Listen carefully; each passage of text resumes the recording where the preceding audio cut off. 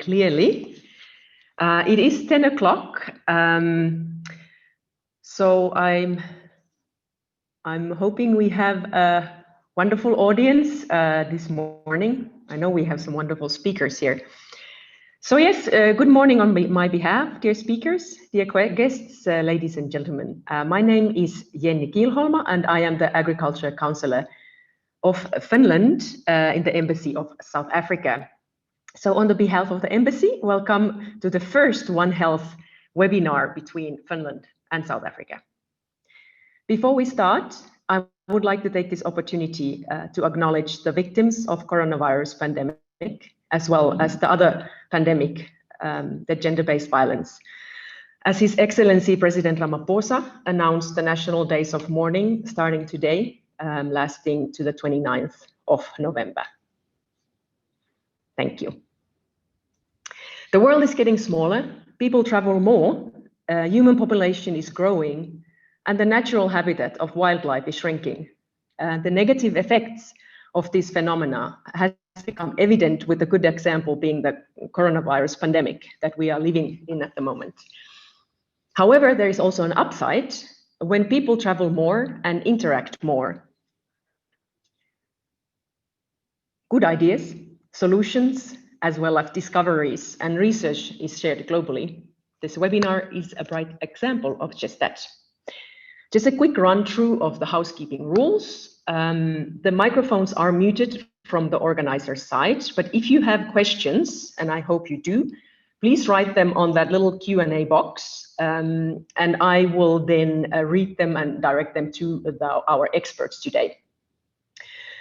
After every two presentations, there's a short Q&A session where we have basically time for one or two questions. But please use the chat box, the other bubble in there in your screen, for any other comments. And please feel free to write there who you are and where you're from, and keep the conversation going. So as a recap, Q&A for questions, chat for other conversation. And this webinar is being recorded. We have 8 fascinating talks today during these 2.5 hours this morning. And we end the session with remarks from the two deans, Dr. Naidu from the University of Pretoria and Dr. Sukura from University of Helsinki. Our first speaker is Professor Annamari Heikinheimo.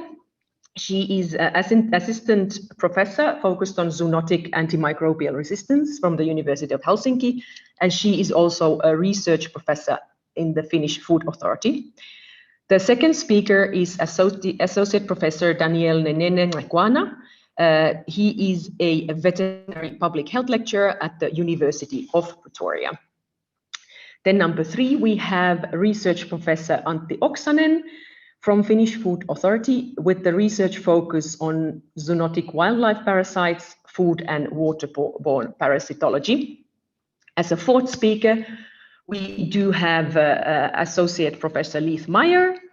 Then we have Associate Professor Tarja Sironen. We have Professor Anita Michel, and clinical teacher in animal reproduction at the University of Helsinki is Stefan Björkman.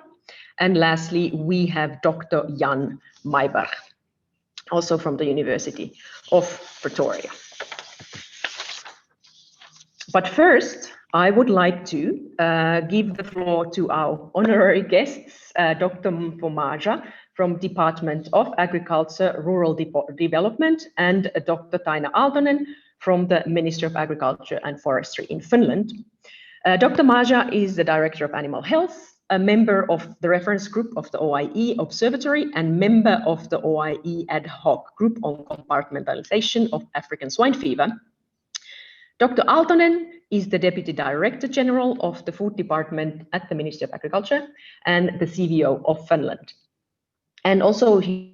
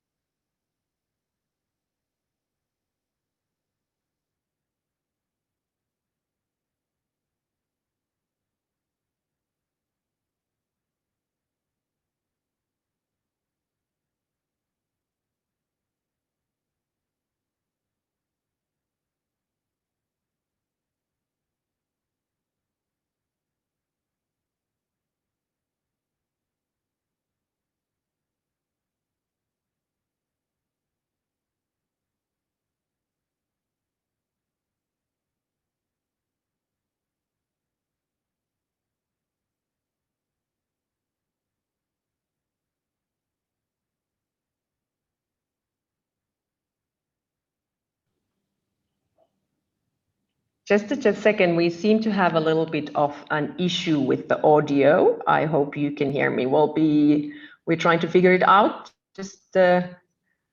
All right, awesome. Are we good? Okay, excellent. So sorry about, there was a little technical glitch on the sound. So Dr. Maja, if you're there, please go ahead.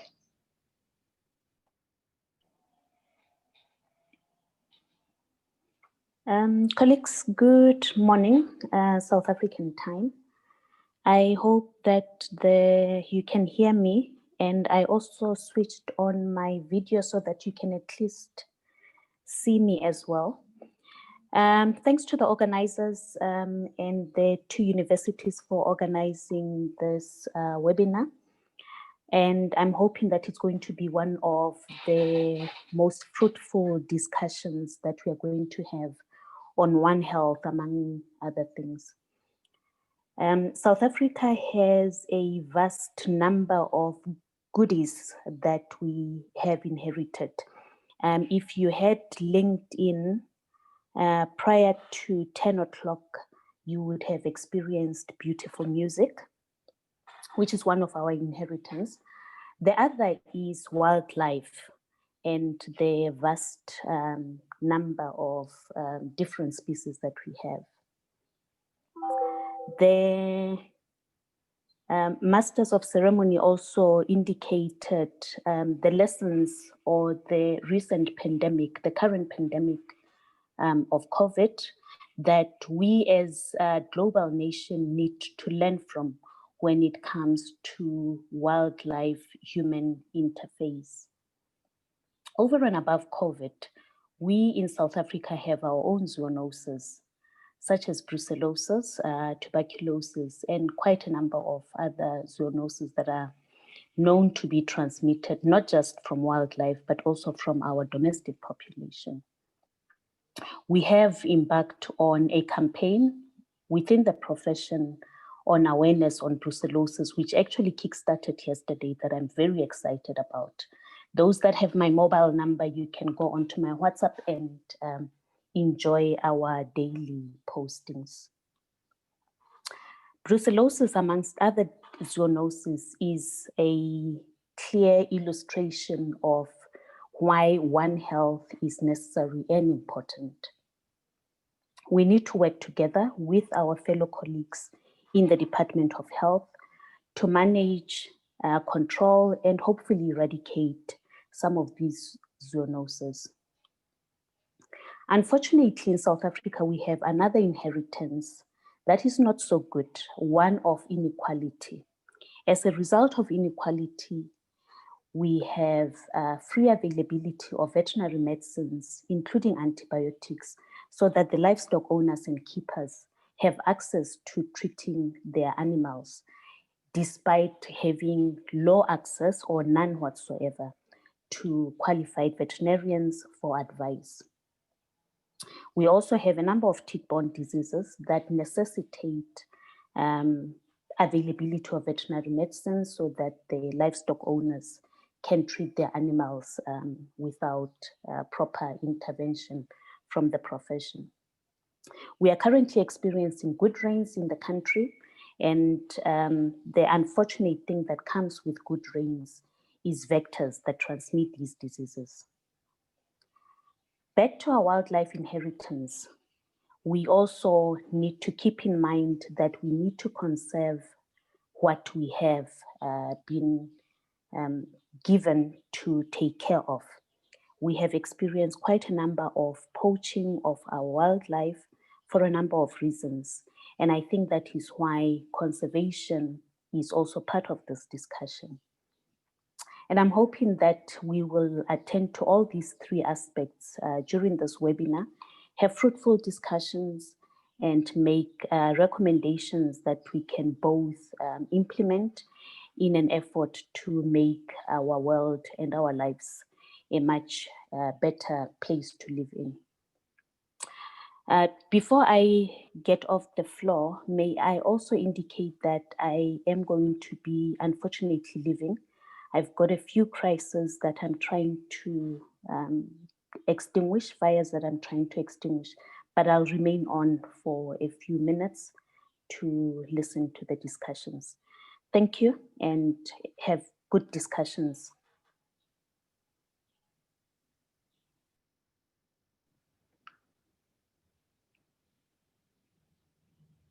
Thank you, Dr. Maja.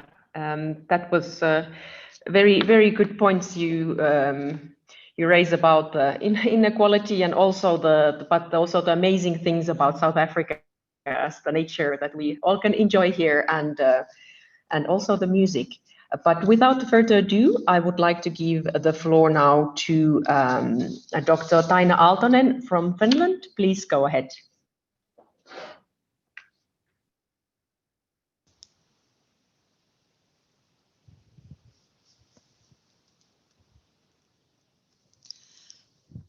Dear ladies and gentlemen, and good morning to everybody, and welcome to this webinar also on the behalf of the Finnish government. This is the darkest time of the year here in the north, and many Finnish people are actually passionately waiting for the snow to come and give us some light in this darkness. But the snow has, however, become a more and more rare phenomenon here in the south of Finland, coming later and melting away sooner due to the global warming. And unfortunately, we are also living quite hard times otherwise nowadays, having to limit our social context to a minimum due to the COVID-19 crisis. But the difficult situation has made us become more innovative when trying to keep contact with each other. And the use of digital tools has jumped to a next level, of which this webinar is an excellent example. And this is a webinar between two countries geographically so far away from each other, but maybe not that much mentally. We share common concerns related to antimicrobial resistance, zoonotic diseases, protection of wildlife and environment, and of course, climate change. Antimicrobial resistance and prevention of animal and zoonotic diseases have for a long time been priorities for the Finnish government, for our veterinary profession, and also for the farming sector in Finland. We have limited the use of antibiotics to a minimum, to the extent necessary to treat sick animals and to avoid welfare problems at farm level. The use of antibiotics as feed additives was prohibited in 1996. We also started monitoring resistance already in 1980s and the sales of antibiotics in 1990s.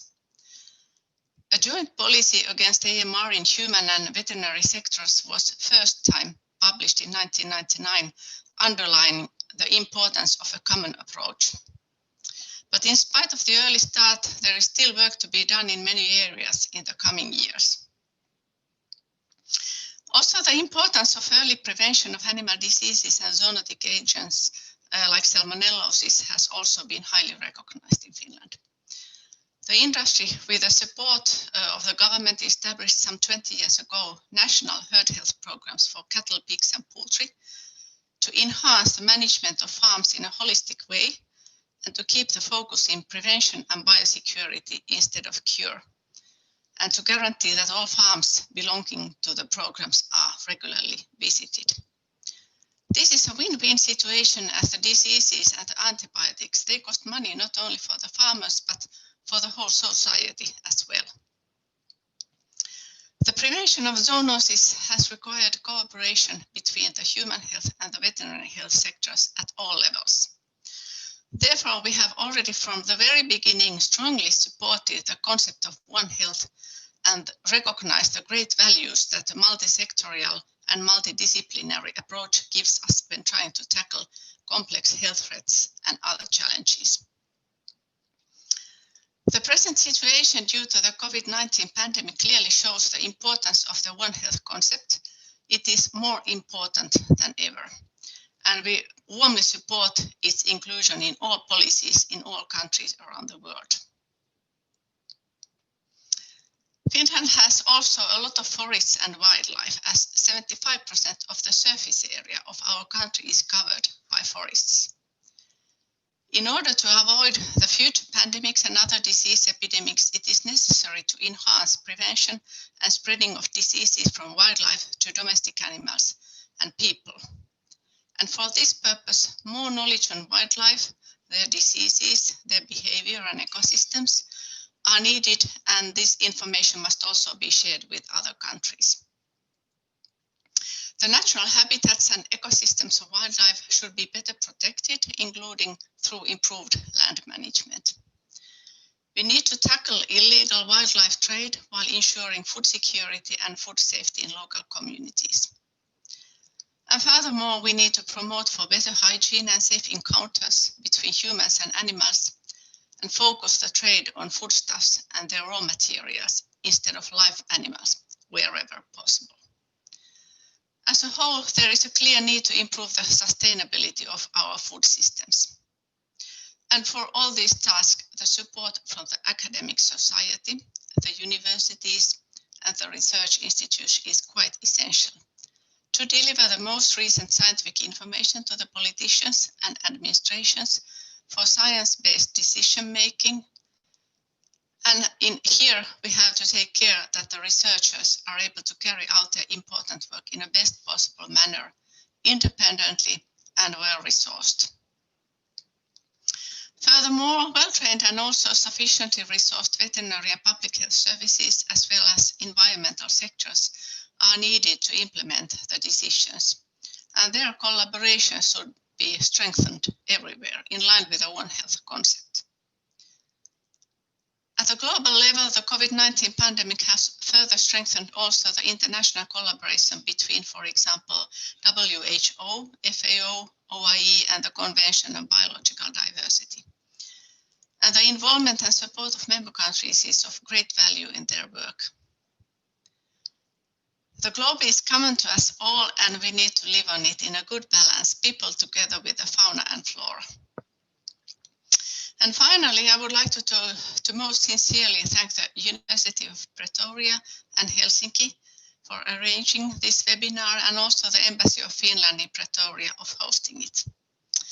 And I would also like to take the opportunity to congratulate the veterinary faculty of the Pretorian University of its anniversary.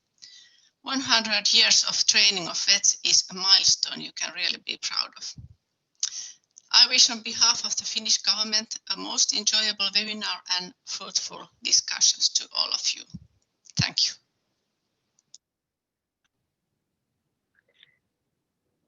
Thank you so much, Dr. Aaltonen, for this wonderful greetings from Finland. Without further ado, I think we would go to our first speaker, Assistant Professor Annamari Heikinheimo from the University of Helsinki, as well as she's also representing the Finnish Food Authority. Go ahead, Professor Heikinheimo. Okay, I think, can you hear me now? Yes, we can, thank you. Okay, and I think, yeah, okay, yeah, now I can open the video as well.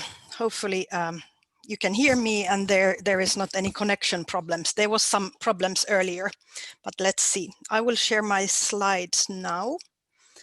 Wait a second. From here. Perhaps you can, Jenny, tell me if you can see them. I can see it. Thank you. Perfect. Okay, so good morning, everybody. And first of all, of course, I would like to thank both the Pretoria University and the Embassy of Finland for organizing this seminar. And as we know that the pandemic situation is really bad everywhere in the globe, there is nothing good in it, but at least it has made some things possible, and we have learned to have these remote meetings quite easily, and that's a good thing. I have once visited South Africa. My brother lives there in Johannesburg, and I'm really looking forward to visit the country again. It's really amazing, beautiful country, as well as Lesotho. I would like to go there as well. And my name is, as Jenny said, I'm Annamari Heikinheimo, and I come from the University of Helsinki and the Finnish Food Authority, and my research group is working in the Helsinki One Health network. And I also teach food hygiene and environmental health in the Helsinki University. Okay, and today I'm going to talk to you about antimicrobial resistance, as I think everybody has heard about the issue. And as we know, antibiotics are used to treat bacterial infections, both in humans and animals. And now we can see that the antibiotics are really essential in the modern medicine. They are used to treat infections, but they also are needed when treating severely ill patients, such as cancer patients and organ transplantations and preterm babies and so on. And we have also learned that to use them in animals, both in food production and then also with companion animals. And in many countries, they are even used to promote the growth in food production animals. And as Taina Aaltonen said, the use of growth promoters, it's forbidden in many countries and continents, but still used in many parts of the world. And the use is forbidden due to the fact that the bacteria are developing the resistance towards these antibiotics, and it makes the infections hard to treat. And this problem is huge, as we know that the United Nations has declared it as one of the most urgent threats during our lifetime, not only a health threat, but also a social and economical and so on. And that is why antimicrobial resistance is also referred to as a silent pandemic, since it occurs everywhere in the world, but we just don't see it so rapidly as we can see the current pandemic. And it is already shown by the scientific community that the main driver for the development of AMR is the worldwide use of antimicrobials, and it is closely linked, for example, with the food systems as well. And the situation of resistant bacteria and the antimicrobial use varies greatly between countries. And majority of global antimicrobials are used in agriculture, and due to this, many zoonotic pathogens are becoming resistant. And as we know, many of the microbes are shared between humans and animals. And with the current technologies, which are developing very, very fast, such as DNA sequencing, they offer us great possibilities to study the transmission routes of these bacteria and their plasmids, which we are studying right at the moment in our group. And if you are interested in the current situation in Finland, you could see the FinRes-Vet surveillance data. In the middle of the slide, I have the FinRes-Vet as it is spelled, and if you Google, you will find the reports. And I am also glad to share the research which is done in Finland, if you are interested after the presentation. And furthermore, and as the title of our seminar, the One Health is a way to think that the health of humans and animals, it's interlinked, and it is also connected to the environment where we live with the animals. So AMR is a true One Health challenge, and One Health approach is crucial when tackling this problem. And it is said that the antimicrobial resistance is a biosocial problem, which has extremely complex biological background, but also it's a question of human behavior in using antibiotics and preventing infections with the hygiene, sanitation, community infrastructure, governance, and so on. So in addition to the use of antimicrobials, there are also other factors that are linked to the AMR situation in each country. And that is why we cannot solve it only in the health or veterinary sector, but we need multidisciplinary approach, both in academia and in the governmental level. And also on the global level, there is a need for coordinated actions, and this is now happening as a tripartite action between FAO, WHO, and OIE. And I haven't really checked the clock, but as I know that there are many many interesting presentations today. So this will be my last slide, or the slide before the end slide. It would be so nice to use even more time for this subject, but yeah, I'm waiting for the next presentations as well. So I will sum up with this slide that we can and we should study how we can limit the need of antimicrobials. To this slide, I have added some crucial points which are important when we are studying how to control AMR. So we should study how to limit the need of antimicrobials, not only the use of antimicrobials, but how to lower the need of antimicrobials. It means that how are we avoiding infections so that the antimicrobials are not needed. And of course, on the veterinary side, there is the need to take care of the patient, to diagnose and treat the patients, but how to do it and how to take care of the hygiene to control the infections as well, and how to take care of food and water safety so that the food producing environment is also safe and the sanitation works and so on. These are really, really big questions. And I have to say also that with the hygiene, we have to think about the food safety, food hygiene, but also other areas of hygiene are important, such as hospital hygiene and community hygiene and so on. And there is also this big question of how to avoid the release of antimicrobials to the environment. So there are big multidisciplinary questions to tackle. And both basic and applied research is needed. And with this sentence that the antimicrobials should be seen as a non-renewable resource, if this natural resource is exhausted, there will be nothing left for our future generations. With this sentence, I would like to end my presentation and thank for the audience. Thank you. Thank you so much, Professor Heikinheimo. This was such a wonderful kind of introduction for today. And indeed, we are living in another pandemic as well, which is the antimicrobial resistance. I just would like to remind the audience to use the questions, the Q&A box. Please keep the questions coming, and also use the chat. Also, you can just introduce yourself there, and let's continue the conversation. And now I would like to give the floor to Professor Nenene Qekwana from University of Pretoria. Go ahead, Professor.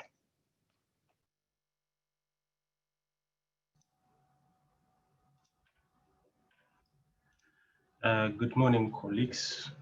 Thank you so much for the opportunity. And this morning, I just want to share with you research that we've been conducting in the last 5 to 7 years, specifically looking at trends in antimicrobial resistance in South Africa. So as the previous speaker has indicated, antimicrobial resistance remains a global public health concern. And a number of studies have indicated or seems to suggest that injudicious use of antibiotics, specifically in the food producing industry, seems to be the main driver of resistance. There's a lot of discussions, and I think there was a paper that was published or report in 2014 that indicate that if we don't do anything by 2050, 10 million people would have died from illnesses associated with antimicrobial resistance. However, it's important to note that for low-income countries, the impact of antimicrobial resistance has not been quantified. And it is my hypothesis that the impact could be higher than what is reported by these other studies in developed countries. Therefore, there's a need for us, as we have these discussions, to look at what the potential impact will be of antimicrobial resistance, specifically for Africa as we move forward. As we all know, in 2015, the World Health Assembly endorsed the Global Action Plan to specifically deal with antimicrobial resistance. And this was followed in the following year by the United Nations General Assembly. And our own country also really made efforts by developing the South African antimicrobial resistant national framework 2013-2024 to specifically deal with antimicrobial resistance in our own countries, And this framework addressed three strategic objectives. And one of those objectives is Objective 2, which deals with optimization of surveillance and early detection of antimicrobial resistance. So the bulk of the studies that we've been doing, specifically in veterinary medicine, has been to deal with surveillance of antimicrobial resistance, particularly because there's limited information on the trends in antimicrobial resistance. So most of the work that I'm presenting today has to do with the surveillance of antimicrobial resistance. Professor Qekwana, sorry to disturb you, Yes. but would you like to show us some slides? We are not seeing the slides. Oh, you're not seeing the slides? We are not seeing the slides. My apologies. Excellent, thank you. Right. Can you see them now? We can, if you can put them on the presentation mode, then Yes. that will be perfect. Excellent, thank you so much. Thank you. So the first pathogen that we looked at is antimicrobial resistance, specifically in E. coli isolates. And we looked at this in dogs with urinary tract infection. And what we observed is that almost 98% of the isolates were multi-drug resistant. And there were a number of isolates that were resistant to all antibiotics that were tested in the lab. In some of the isolates that we have studied during that time. There seems to be high prevalence of resistance among these isolates, specifically to tamoxicillin clavulanic acid, when compared to antimicrobials such as cotrimazole. And this is a concern because amoxiclav is one of the most commonly used drugs for treatment of urinary tract infections in dogs. What was interesting is, especially in healthy animals in the Mnisi community in the Kruger National Park, is that we observed very low prevalence of resistance and more so low prevalence of resistance to tetracyclines. However, there seems to be circulating colistin resistance among these communities or cattle from these communities, which is very interesting. Particularly because the community do not have access to colistin drug that can be used for treatment of infection. So we're not really sure what is the reason why there's colistin resistance in that particular area. We also saw a similar phenomena in dairy cattle, where we also observed low prevalence of resistance, specifically multi-drug resistance. But what was interesting in this study is the fact that there seems to be a high prevalence of resistance to oxytetracycline and erythromycin. With respect to erythromycin, we are not really sure why that resistance is high, and that resistance seems to be contributing to the presence of multi-drug resistance that we see. But we are hypothesizing that oxytetracycline resistance could be linked to the use of oxytetracyclines for treatment of infectious diseases in South Africa, because these drugs are freely available over the counter. With respect to Enterococcus and Pseudomonas, again, we are seeing very high prevalence of multi-drug resistance, specifically in isolates from dogs. However, in communal animals, we're seeing, again, low prevalence of resistance in general. And the data seems to suggest that because most dogs that we see in general have previous history of antibiotic exposure, and this could potentially explain why there's such a low prevalence of resistance in communal cattle versus in dogs in general. A similar patterns was observed with Pseudomonas aeruginosus in dogs, where we have high prevalence of resistance, specifically multi-drug resistance. And you can clearly see the difference here. Amoxiclav seems to be very, very resistant to Pseudomonas seems to be more resistant to amoxiclav antibiotics. What was concerning specifically from this study is that we did isolate some of the pathogens that had resistance to imipenem.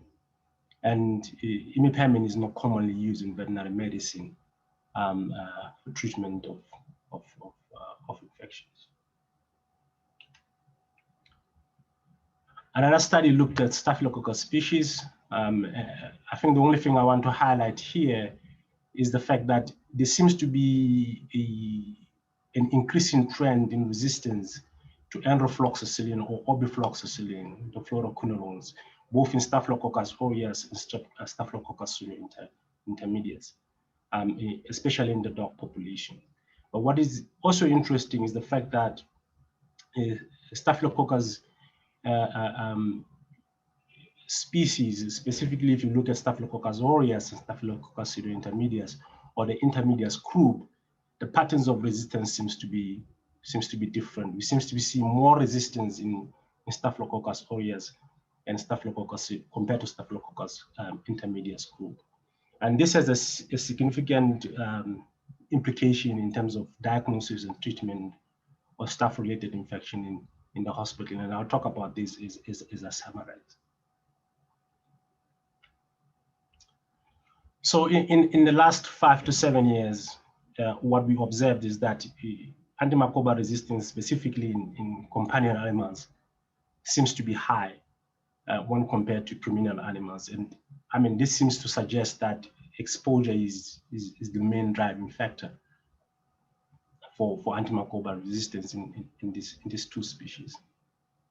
But we also observed that the resistance seems to be more common in dogs and horses when compared to cats. And again, I mean, the hypothesis is also the issue of exposure to antibiotics, but because we see more dogs, we see more horses compared to cats. So we seems to say the results or the data seems to suggest that exposure is the main driver.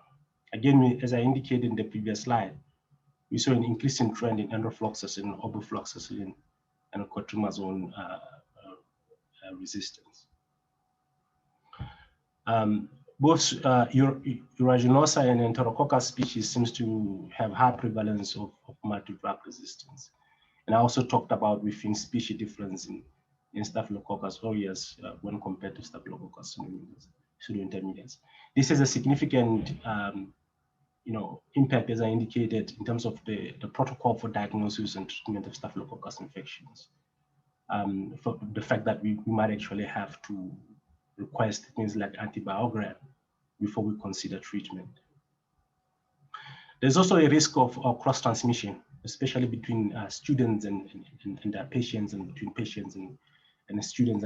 And because this data was very limited, and we are of the opinion that further studies are needed to better understand what is the role of animals in human cases of multi-drug resistance, as well as the roles of humans in multi-drug resistant cases that we see in animals.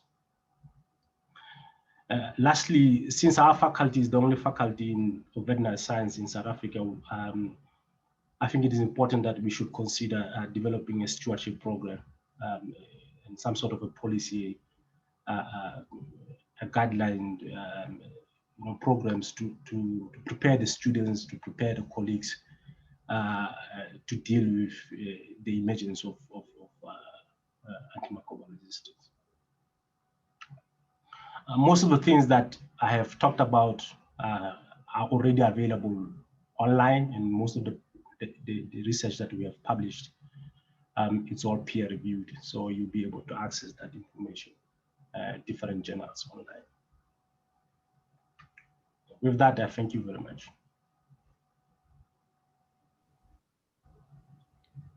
Thank you so much, Professor Qekwana. It was such an interesting presentation and quite alarming numbers you presented there, Professor, for the resistance. Was it almost, now I forgot the numbers, but they were up there on the 70s and 90%. I wanted to ask you actually one question. Do you have some collaboration with the other African countries or other Southern African countries in the AMR research? And also, how is this One Health approach incorporated also in the kind of training of the students and the new veterinarians? So at this point, I think my colleagues are also online. So I'm not aware of any antimicrobial stewardship program that is run currently in the faculty. But there is indication in some of the lecturers in terms of discussions on antimicrobial resistance. I currently sit on the Provincial Antimicrobial Stewardship Committee, which is run by the Ministry of Health. Together with pharmacists, medical doctors, infectious disease specialists. And some of these One Health discussions happens there. I also sit on the SADC Technical Committee on Antimicrobial Resistance, and together with the SADC member countries, we're having discussions in terms of what we need to do in terms of developing the antimicrobial program for the SADC region.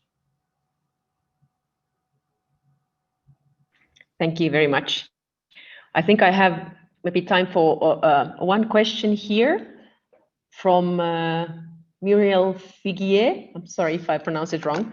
South Africa represent half of the consumptions of veterinary drugs in sub-Saharan Africa. Moreover, I work in Mozambique. Many veterinary drugs and antibiotics are imported here from or through South Africa. How can we develop regional cooperation on antimicrobial resistance? What are the existing tools and instruments at the moment? I think you kind of touched it a little bit already, Professor, but if you would like to elaborate a bit more. Thanks.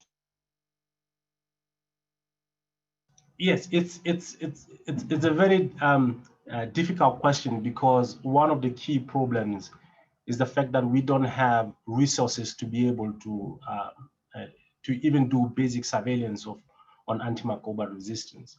There's a number of initiatives from the WHO, the OIE. I think there's an OIE regional center in Botswana, and to try to specifically spearhead the antimicrobial resistance issue for the African region. So I think there's a lot of discussion in terms of what we can do together as a continent to be able to deal with it, but it's very challenging, particularly because other countries, South Africa is very unique in that we have a good functioning lab, but neighboring countries don't have the kind of resources we have. But I think partnering together, creating potentially a regional platform could be beneficial to all members in the continent.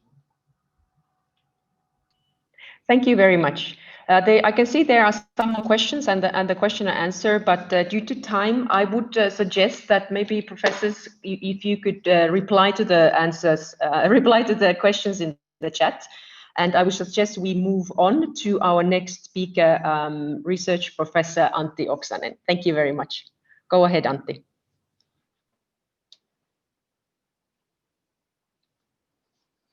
Thank you very much. I start sharing. Maybe I can do that. Yes, I guess. Ladies, gentlemen, and the rest of attendees, I'm very happy to be here now, but I would be even more happy to be in Pretoria. It's dark and it's pretty cold up here in Finland. Can you see my slide? Yes, we can see it now. Thank you so much. Yeah. I come from Finnish Food Authority, and together with the University of Helsinki, we have a collaboration called FinPar, and I represent this FinPar together with Finnish Food Authority. And I'm very grateful for the the organizers of this webinar in South Africa. My topic is parasites, northern parasites, and climate change, how it affects northern parasites. Parasites, as we know, they are a crucial part of One Health, because they are a crucial part of biodiversity all over the world. So parasitizing cannot be very much wrong, because it's very natural. More than half of known animal and animal species, they are parasites. So I'm not trying to defend parasites, but I'm trying to understand them. And I work in Oulu. It's about 200 hours drive from Pretoria, and we are on the same time zone. But here in Oulu, as you can see on 2 photos on the upper right side of my slide, it's a it's a city from Finnish scale. So it's a rather small city, about 200,000 inhabitants.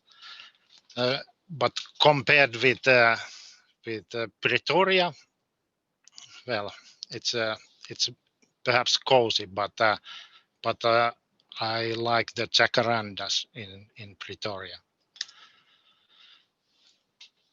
Parasites, when they live in the host, endoparasites, they have mostly, when living in homeothermic hosts, they have a nice climate. So the body temperature of a reindeer is about 38.5 degrees centigrade. It's rather similar to that of the baboon, which is 38 maybe. But the free living stages where they live, they may be very much different conditions they meet, like the snow cover in northern Finland. It may be -40. It's not like that now, but it may be. While in South Africa, it may be +50 degrees centigrade. So the most challenging conditions, they are in the outer environment of the free living stages.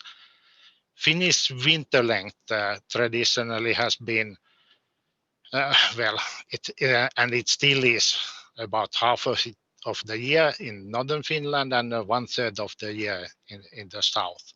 But of course, this is changing with climate change. But climate has changed earlier, like 20,000 years ago. Finland was covered by ice, and Finnish fauna, like reindeer, they were not present here, but reindeer, they lived in parts of Europe, like in British Isles, in Bristol, and in Bohemia, in Czechia, and they were hunted by Neanderthal people and by lions, bears, hyenas, whatever.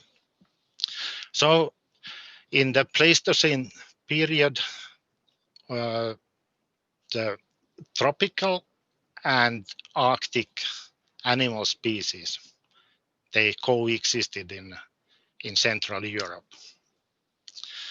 And that was probably the time when some host changes happened, like Linguatula multiannulata, which is a parasite of the hyena. It probably jumped from the hyena and herbivore life cycle to a life cycle with only one host, the reindeer. So while in African predators, the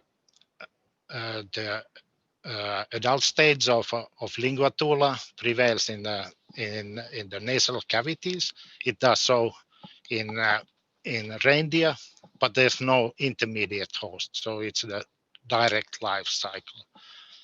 And probably a similar host change happened with Besnoitia besnoiti, which is known from Africa. It's rather common in African arthropods, and it's known from Iberian Peninsula, meaning Spain and Portugal, and emerging in Central Europe.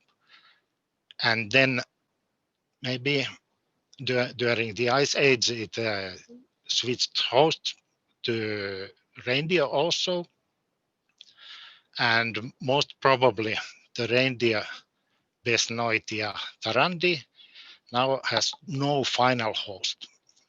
The final host of Besnoitia besnoiti is not known in Africa or anywhere else, but there's a lot of genetical diversity in Besnoitia besnoiti, while all Besnoitia tarandi isolates from Finland and from Canada, they have been like clonal with no variation in no genetic variation that has been visible.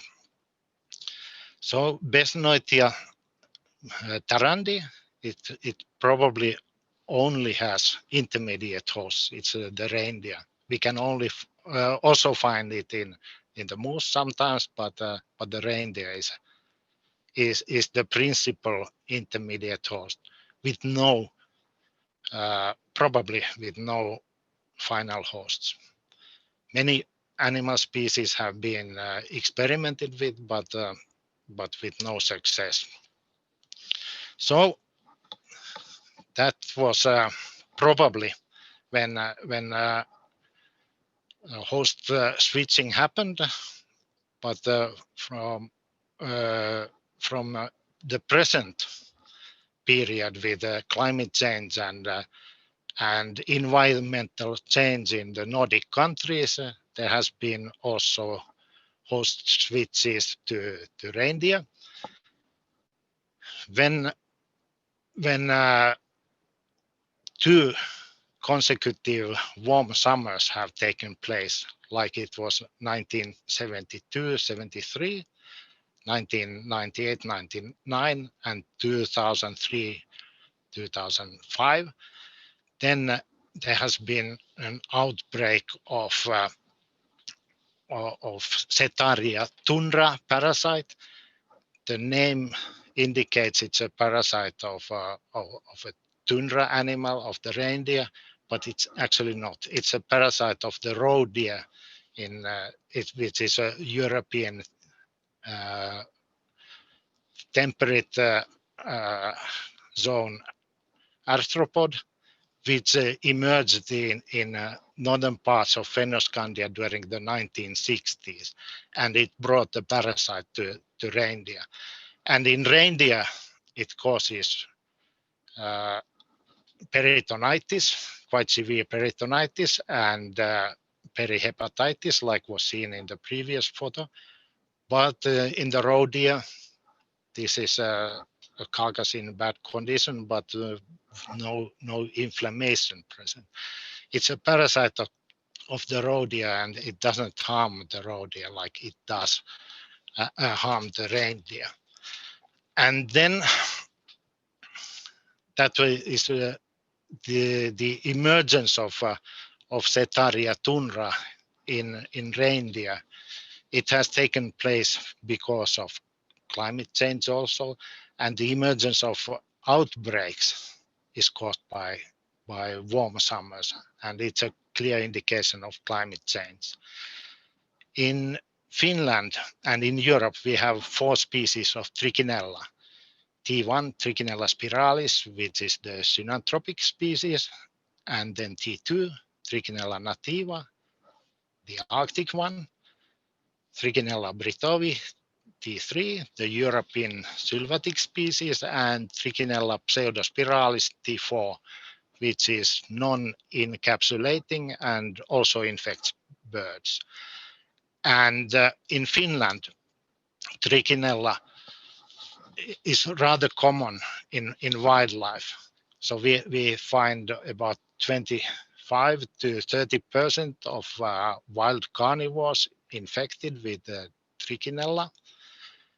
And the predominant species is Trichinella nativa. In Estonia in 1998, Posio and others, they found out that the sylvatic Trichinella species distribution was determined by climate zones. So they found out that the January -4 degrees centigrade isotherm was the higher limit of distribution of Trichinella nativa. So when it was warmer than -4 degrees centigrade, the Trichinella nativa, the freeze-resistant parasite, could not compete with other species, or it did not exist in those areas. While Trichinella britovi, the European sylvatic species, it had a higher limit of distribution, -6 degrees centigrade. So it was only between these -4 and -6 isotherms in January that these two species could coexist. Finland has been always, well, Finland used to be under -4 degrees centigrade in January, but it is changing. And the Finnish Trichinella species distribution, it has changed from 1993 to 2013, for example, so that in 93, about 60% of wildlife Trichinella isolates, they were Trichinella nativa. And then Trichinella spiralis constituted about 15% of them. And then 1999, 10 years later, about, the situation had changed so much that that Trichinella nativa constituted even a higher proportion of Trichinella biomass in Finland, while Trichinella spiralis was about the same. And then what happened was that after Finland joined the European Union, Trichinella spiralis from domestic animals was eradicated, mostly because the swine industry changed quite a lot, so that the farms, the smaller backyard farms, which were best suited for Trichinella life cycle, they discontinued their existence, and so Trichinella spiralis started to get extinct from Finland, and Trichinella nativa during the latest survey, 2011-2013, it constituted already 90% of all Trichinella in Finland. So what has been happening is that Professor Oksanen, I'm sorry to interrupt you, but are running out of time a little bit, so could I ask you to please Yeah. wrap it up? Thank you so much. Sorry. But what we can see here is that Trichinella nativa, which is the species that should suffer from climate change, because it's the Arctic species which is dependent on cold winters. It is doing better than ever in Finland. Bonga, thank you very much.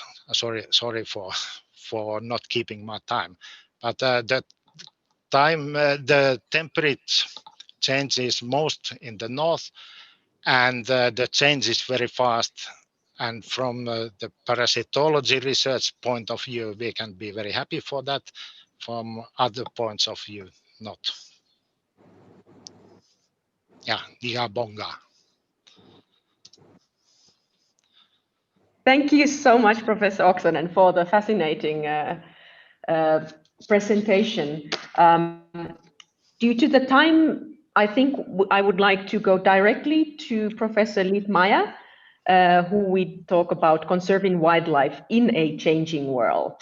And please keep the questions coming in the Q&A box and the chat going in the chat box. Professor Meyer, thank you so much, and go ahead, please. Thank you very much. Can everyone see my screen? Yes, we can. Thank you. Okay, great. Thank you, and thank you for this opportunity. Sorry, I need to not go to my backslide. Just need to finish this quickly. I'm not too sure why I'm on the screen.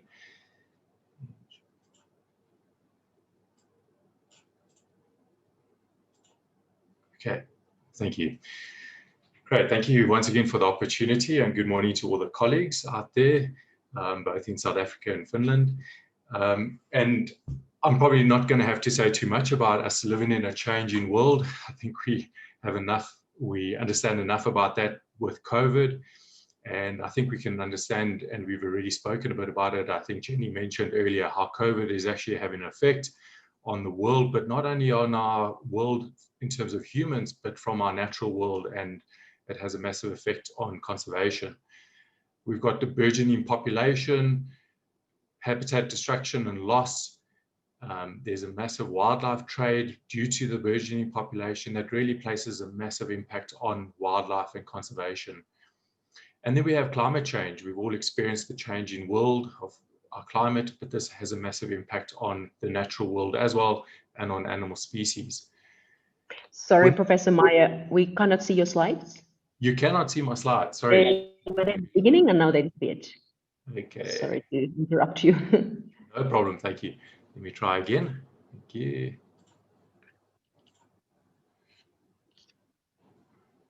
There we go. Now we got it. Thank you. Great. Thank you. So conservation, when we talk about wildlife conservation, traditionally, I think most people think conservation in terms of preserving or protecting species that are endangered. However, conservation really now, when we look at it, needs to be something more broader, and we need to look at it holistically from a planetary health point of view. And planetary health includes One Health, so the health of all animal species, including humans, but also One Welfare. So we're not just looking at animals being healthy or humans being healthy, but we're looking at the well-being of animals and humans. But we also need to look at it from ecosystem health, not only the animals, but obviously all the other ecosystems, from vegetation to water to air. These are all important, and they're all important for the survival of humans and for animals. A cornerstone to all of these is wildlife or wild animal conservation, and vets play a crucial role in this. There are many people, zoologists, and many other people that play an important role in conservation, but vets also play a very important role. And from animal conservation, traditionally we're known as vets to play a role in conservation from a disease point of view, in terms of stopping disease spread, diagnosing disease, treatment, etc. But where we also play a really important role is in conservation medicine or wildlife medicine. And there are many different factors or different aspects that we play a role in terms of understanding normal animal functioning, abnormal things like disease, treatment of sick and injured animals, preventing poaching like dehorning, capturing and translocating animals, which is really important for reintroducing animals, but moving genetics around, moving animals to safe places, artificial reproduction, and darting animals. Most people think wildlife vets mainly just dart animals. We do to a certain extent. If you have to work on a wild animal, you have to have it anesthetized. So I'm going to just present some of the work that we do, and I think this work all has some influence on conservation of wild animals.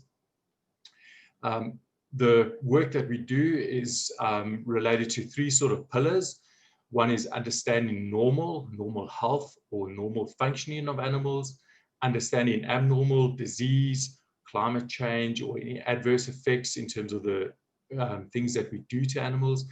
And then interlinked to all of these is to then use that information to try and improve what we do as vets, improve procedures to help improve health and welfare of wild animals.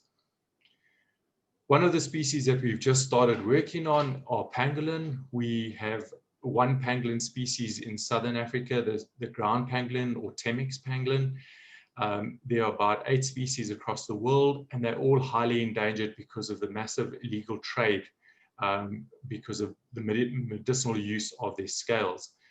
The work that we're doing is just to understand their normal physiology. So these are tracking devices on a pangolin, and we're following them to understand what they do. They're nocturnal species, they eat ants, but they're very difficult to see and understand unless you really work closely with them. Part of the study is also to look at the normal health of pangolins, and we did a study where we looked at their blood, and we measured reference intervals, established reference intervals, also measured other physiological parameters to try and get a normal health status for a normal free-living animal. And then we use that to help us diagnose disease. And there are lots of pangolins that we are now treating that come from the illegal trade, and they often come in and they're very dehydrated and often sick. And this information has really helped us to make a better treatment for these animals. We've also worked on aardvark. These are very important animals in the ecosystem. Their burrows serve as homes for about 30 different other wildlife species, but they also, like farmers, they plow the ground when they dig up ants, and they also keep the ant populations down. So they have a very important effect in the natural ecosystem. We implanted these animals with temperature data loggers and also activity loggers. And this is some of the information we get. Just bear with me for a moment. So each one of those little blips there is a day, the temperature in a day. That's a circadian body temperature. The big difference between the temperature of an aardvark compared to a human is that aardvark's temperature is quite a bit lower. It's about 35 degrees on average. While we were doing this study, we had a massive climatic event that took place that had a big effect on these animals. It became extremely hot and dry for a few weeks over our study period. And then we got pictures of aardvarks like this. This is an abnormal picture. This is not a dead aardvark, but the abnormality here is that the aardvark is out during the day. It's completely nocturnal normally. And the other abnormal thing with this aardvark, if you look at its spine and its bones, they're all sticking out. So this aardvark was suffering quite a bit. When we have a look at that period of time where it was really hot and dry, we would expect the body temperature to increase because of the heat, but in actual fact, the body temperature went down. And this is basically an aardvark that is suffering because it doesn't have enough food, and eventually that animal died. There were a number of other animals in the area that also suffered, and you can see both these aardvark, you can see the bones. These animals are extremely thin, but you can look around and you can see that there's very little vegetation, and this means that the ants had very little to eat. So either we think the ants went very deep into the ground, or their population died out and there wasn't enough food for these poor aardvark. So just a few weeks of very hot and dry weather had a big impact, and basically almost destroyed a whole population of aardvark on the reserve that we worked on.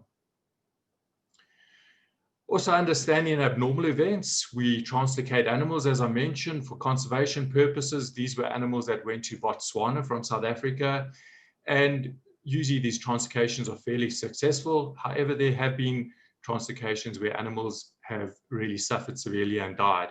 So part of our research is to understand what goes on when you translocate animals. We know that stress plays a big important role as a psychological stress, but we've also discovered now with the research that we do that there are lots of other things that cause stress to the animals. They become dehydrated, they go into negative energy balance, they develop muscle fatigue and muscle breakdown, and the stress has quite a big impact on the immune system and has a negative impact on their ability to fight disease. We're continuing to do this work, but it's really important work as a baseline.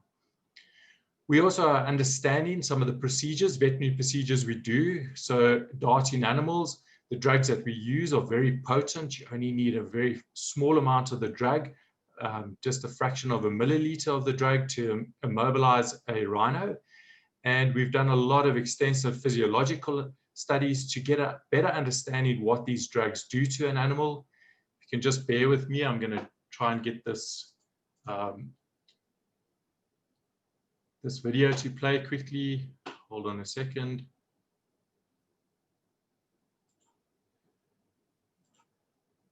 And what you'll notice while this animal is anesthetized or immobilized, you'll notice that it's shaking. So that's tremors that these animals have. And these tremors are stimulated by the activation of the sympathetic nervous system or the stress system. These animals at the same time have very high heart rates, very high blood pressures, all indicating that while these animals are sleeping, they're actually running a sprint. And that sprint, they've been chased by a lion, for example, with a massive stress response. And this response causes massive implications to the animals. It burns up all their energy, it burns up the oxygen, and instead of their blood being nice and red, like the blood on the right, their blood on the left is very, very dark, meaning that they're severely hypoxic, and that has a massive implication for them and places them at risk.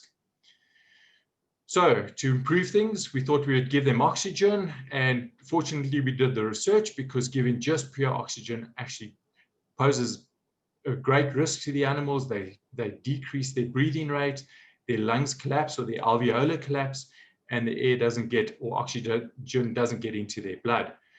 But further research, we discovered a drug that partially reverses the anesthetic, a drug called butorphanol, and once we gave that drug and then oxygen, we could at least improve their blood oxygen levels. We're continuing to do a lot more research. We now have started projects on looking at improving translocation, where we're going to be giving fluids and energy levels in the drip. We're working on dehorning to try and have a look to see what are the best ways to do it, what are the impacts of doing dehorning on rhino populations, and we're looking at drugs too to try and improve the dehorning.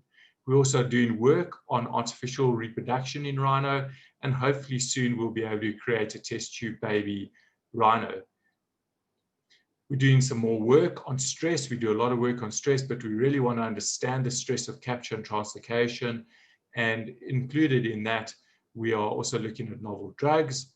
We're continuing a lot of work on anesthesia from the A to Z of species, where we're trying to improve anesthesia in the different wildlife species.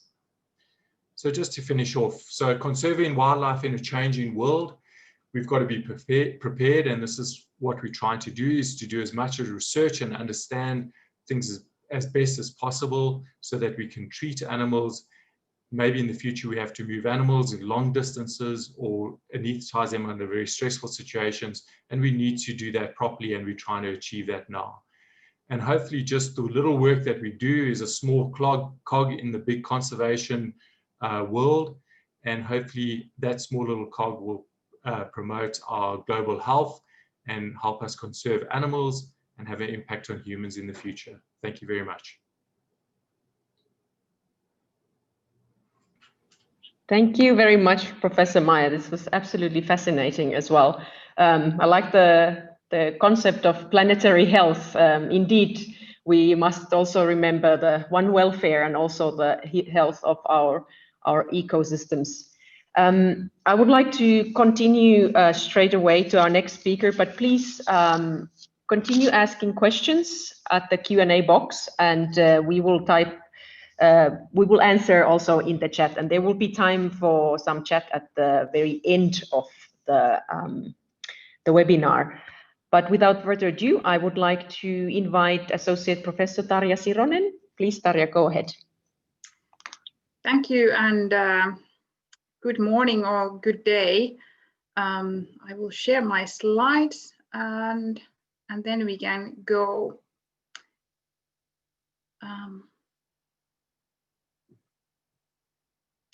Here we go.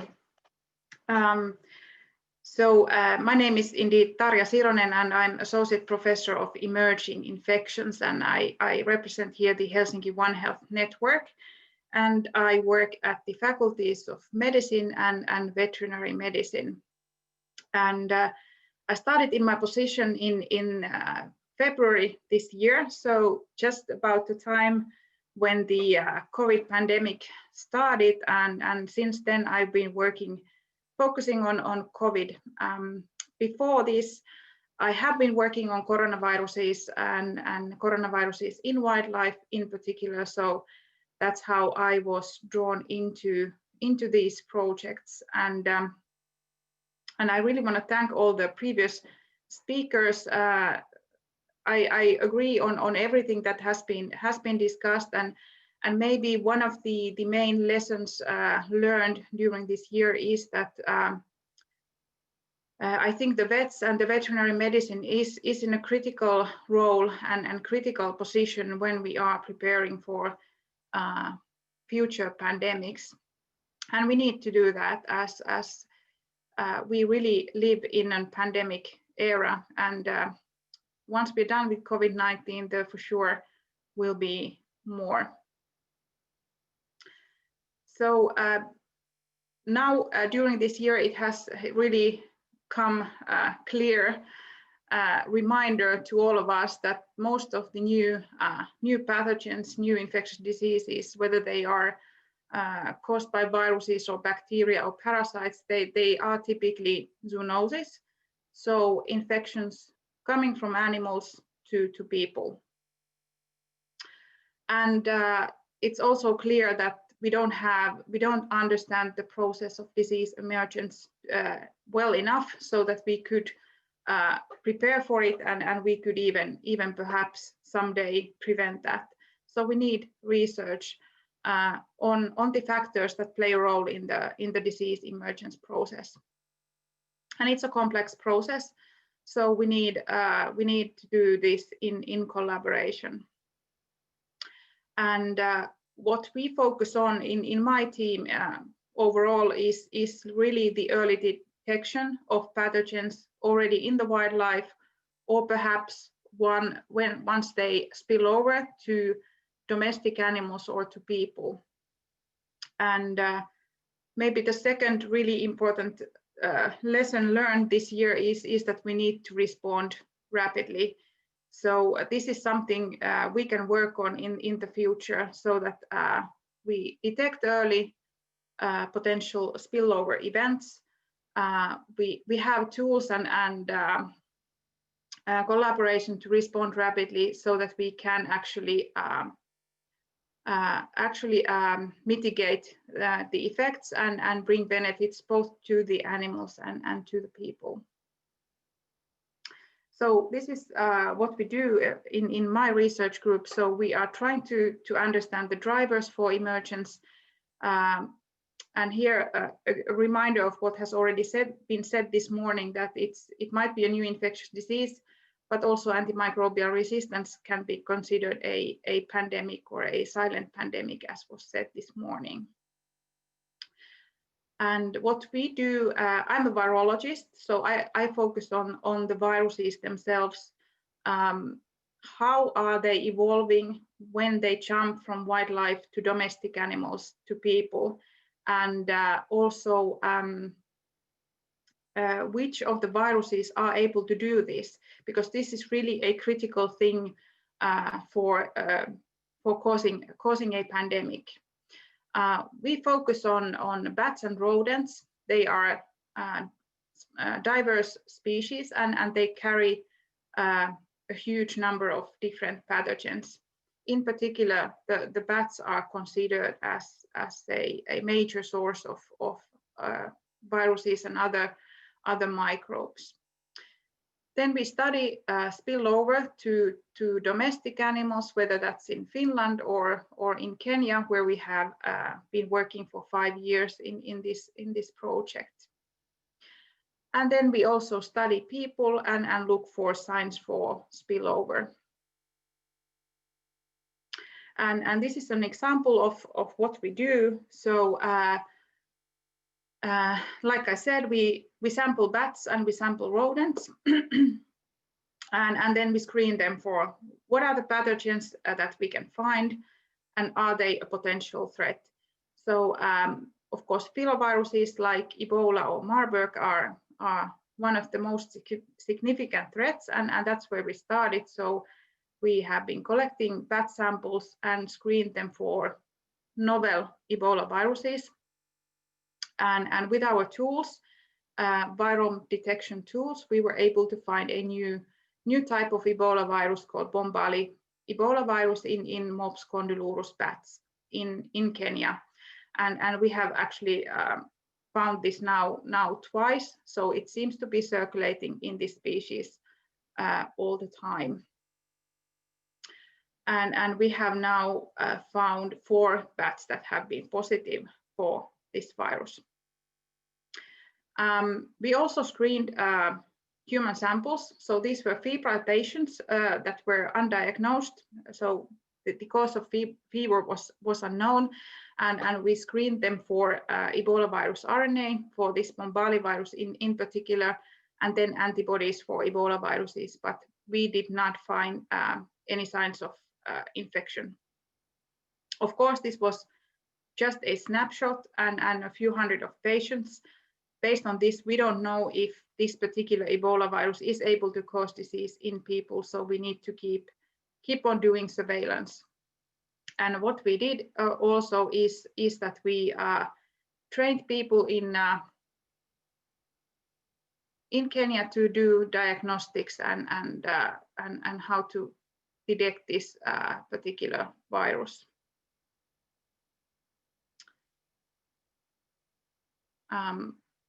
But then going on to coronaviruses, which indeed are coming from bats. Here there has been a suggestion that they have the intermediate host before causing disease in human were pangolins, but the biological data doesn't really support that. But these viruses were circulating in bats for decades, and indeed bats are really common carriers of coronaviruses. And this is just a snapshot from our study in Finland, where 13% of the bats were positive for different types of coronaviruses. So they are really a common source of this type of viruses.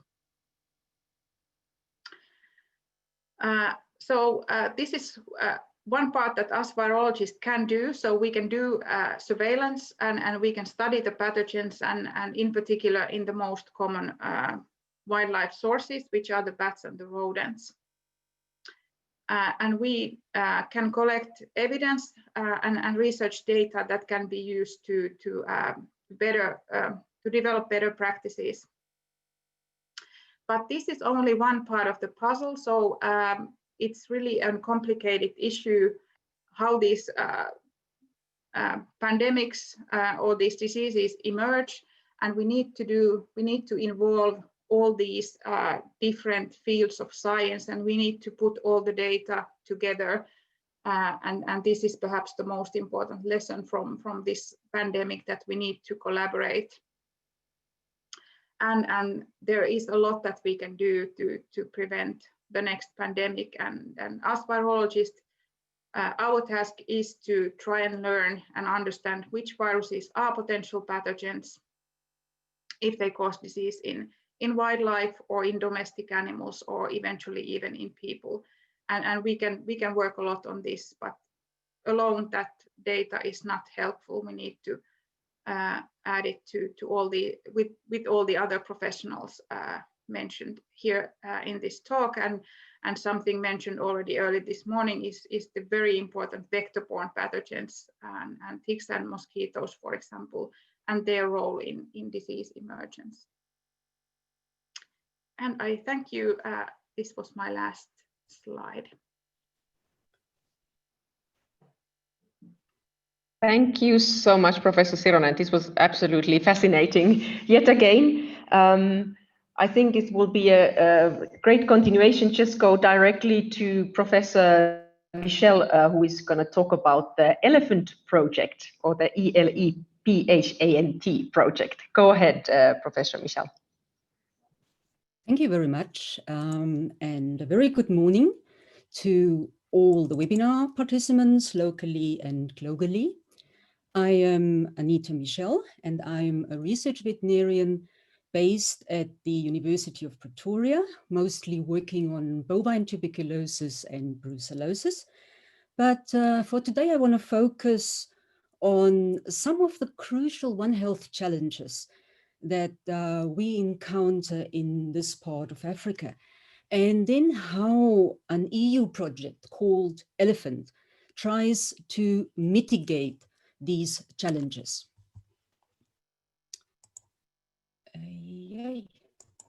Okay, all right. So I want to start off with a statement many of you may be well familiar with. In Africa, infectious diseases cause more than 50% of mortality and 90% of all health problems in people.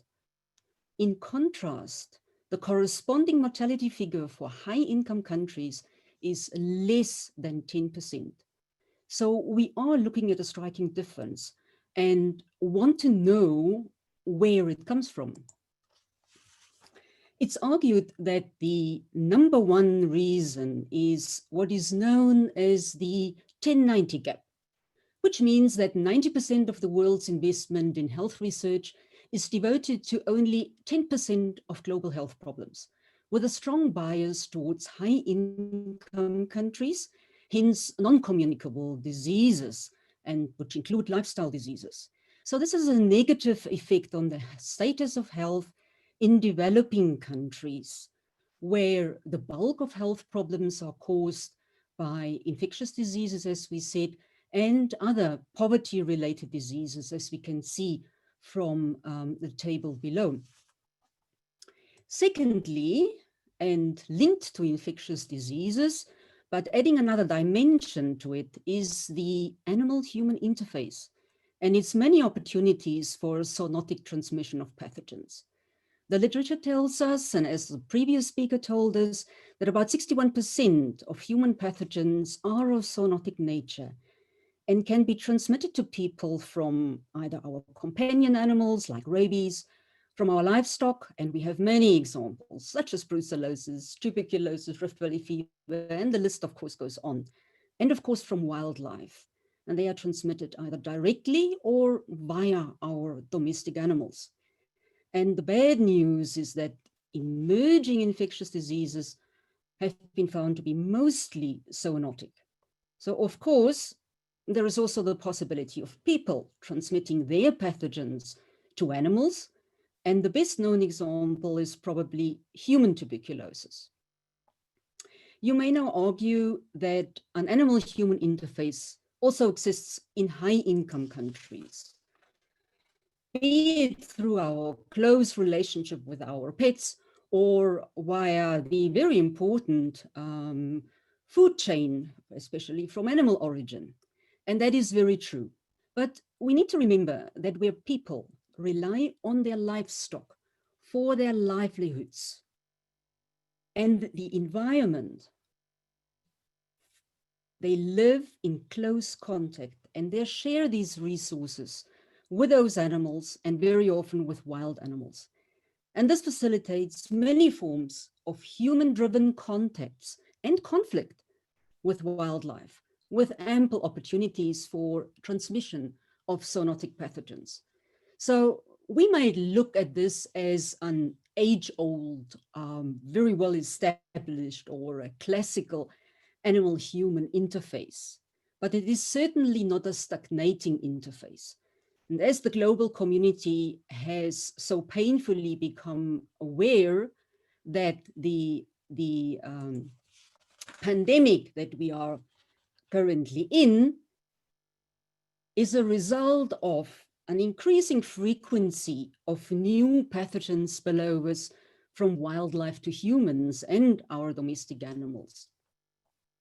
It's now believed that regions with a high microbial diversity and a high wildlife biodiversity can in fact become hotspots for spillover, provided there is sufficient or increasing contact between humans, wildlife, and domestic animals. And these hotspot regions also include parts of Africa, Southern Africa and South Africa, as we see from the maps below. So we should be vigilant and think about solutions for the problems that we as humans have created through our encroachment on wildlife habitats and through expanding our interfaces. But what can a solution look like? Well, Albert Einstein once said, we cannot solve our problems with the same thinking we used when we created them. And this is pretty true, and exactly the reason why we need a new approach to solving our disease problems at the interface. Namely, a One Health approach, which takes a holistic account of the problem instead of a discipline-based approach, which would only look at either human health or animal health in isolation. But One Health considers the interconnectedness of animal, human, and environmental health. And it therefore means that professionals in the different health disciplines have to join forces in problem solving. So now let's see where the Elephant Project fits in. In designing this project, we looked at the infectious diseases burden in South African human and livestock populations, and how a One Health approach can contribute meaningfully to an alleviation. So it was clear that we cannot do anything about the 1090 gap, but we can surely investigate the animal-human interface as a driver of infectious diseases. And since Elephant is a capacity building project, it is based on education through community engagement and capacity building for local research institutions. So what is Elephant? Elephant is a 3-year project. It resides under the Erasmus Plus EU program, which is dedicated to education and training. And it got its catchy name from the rather elaborate project title, which reads, Empowering Universities' Learning and Research Capacities in the One Health Approach for the Management of Animals at the Interface between Humans, Livestock, Wildlife, and Environment in South Africa. Elephant is based in South Africa, involving 6 higher education institutions, including the University of Pretoria, Venda, Mpumalanga, Fort Hare, Limpopo, and the Southern African Wildlife College. And we are supported by 2 European universities, namely the University of Bologna and Utrecht University. The approach that Elephant takes is one of training the trainers. In the first year, a small group of staff at each of the partner institutions will receive One Health related training by external experts.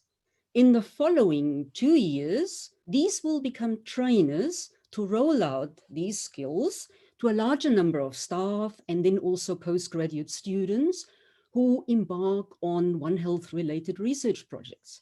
And the skills we applied in One Health research projects in various communities.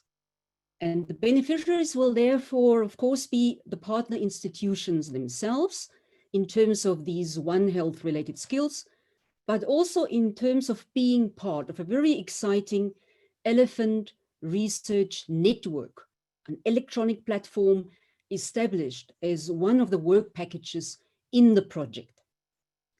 And last not least, the communities involved in the project. They are important beneficiaries as they acquire hands-on knowledge and also access to this network of partners where they otherwise would struggle to get access to. And that brings me to the end of this talk. Please wish Elephant luck and thank you for attending.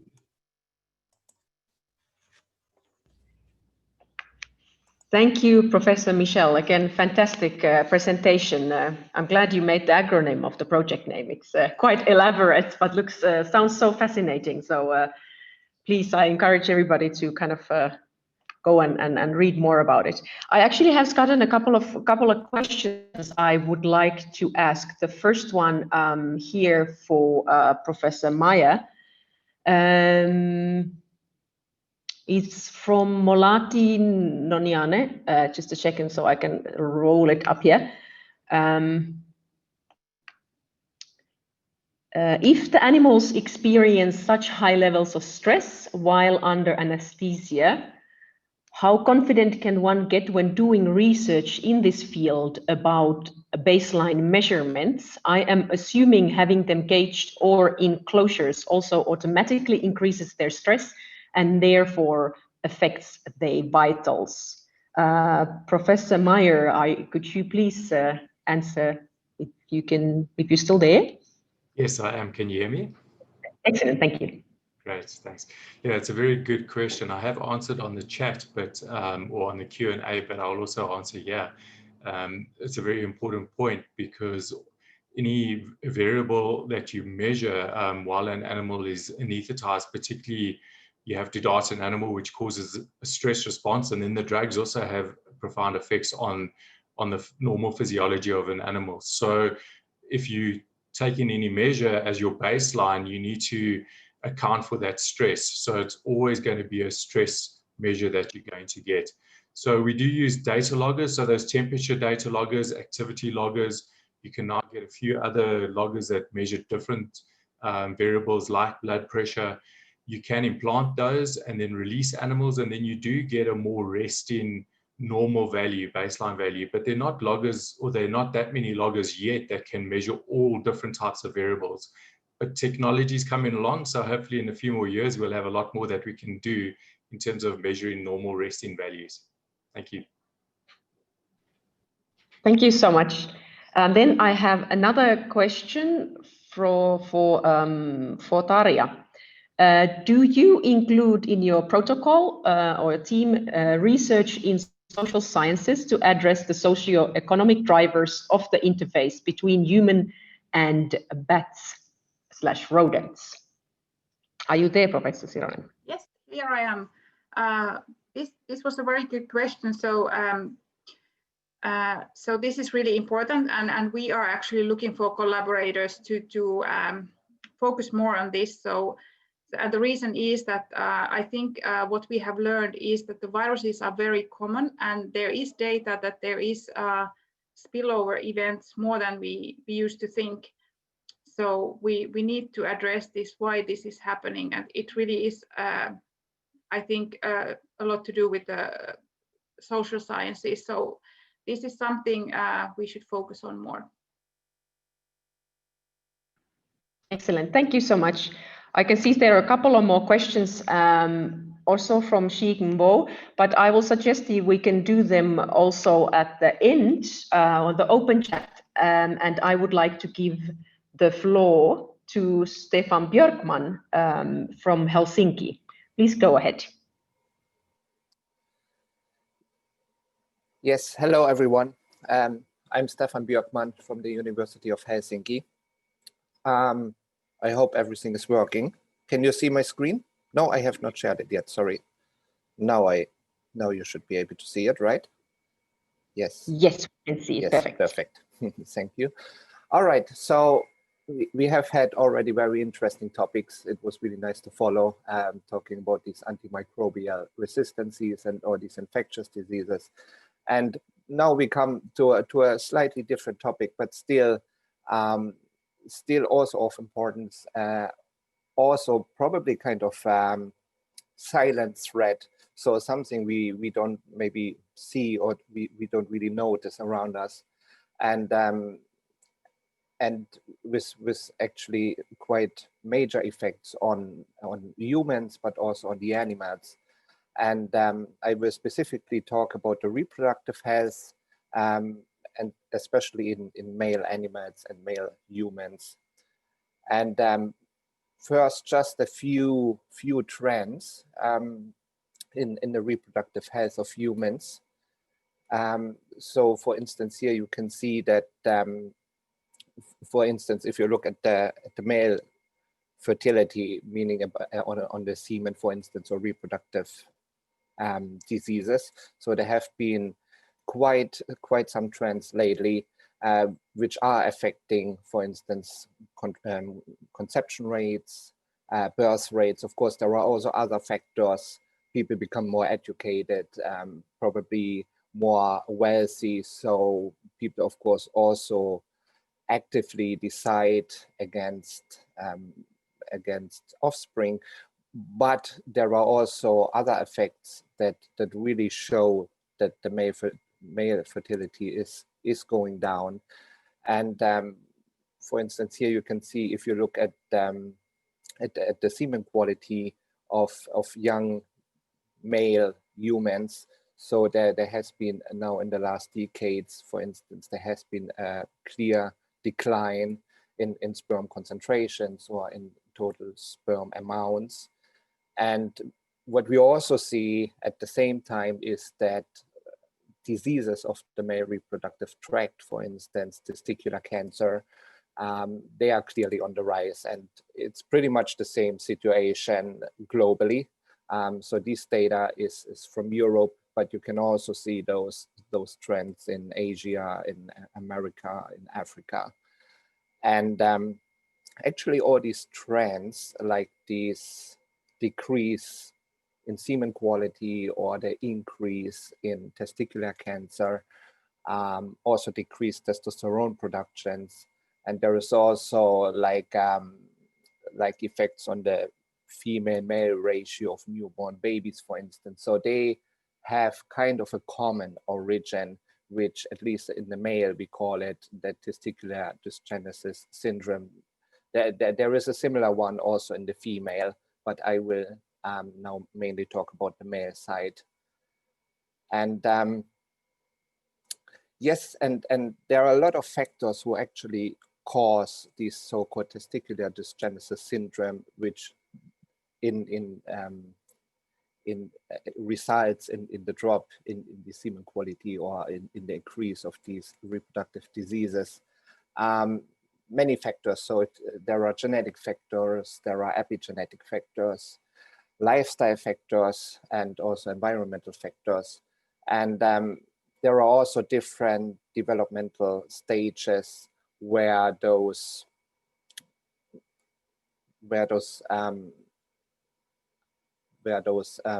reproductive organs are very, very sensitive to those factors, and especially in the prenatal phase and the postnatal phase, like meaning early postnatal phase. So basically a pregnant woman, for instance, her unborn baby, if exposed to those factors, would be at a higher risk of developing these reproductive abnormalities. And that's also a little bit of a dilemma, of course, to study these things in humans. So in humans, we clearly can see that there is a certain trend. It's going to the worse, but it's extremely difficult, of course, to figure out those, or what is the contribution of individual factors. So you see in the humans, of course, you have other factors playing a role, such as education, financial statuses, of course, smoking, for instance, social interactions, and these kind of things. So basically, what could be a good thing is to look at the animal, because at least some of those factors should not apply to the animal, such as smoking or the financial status, educational status, at least not directly.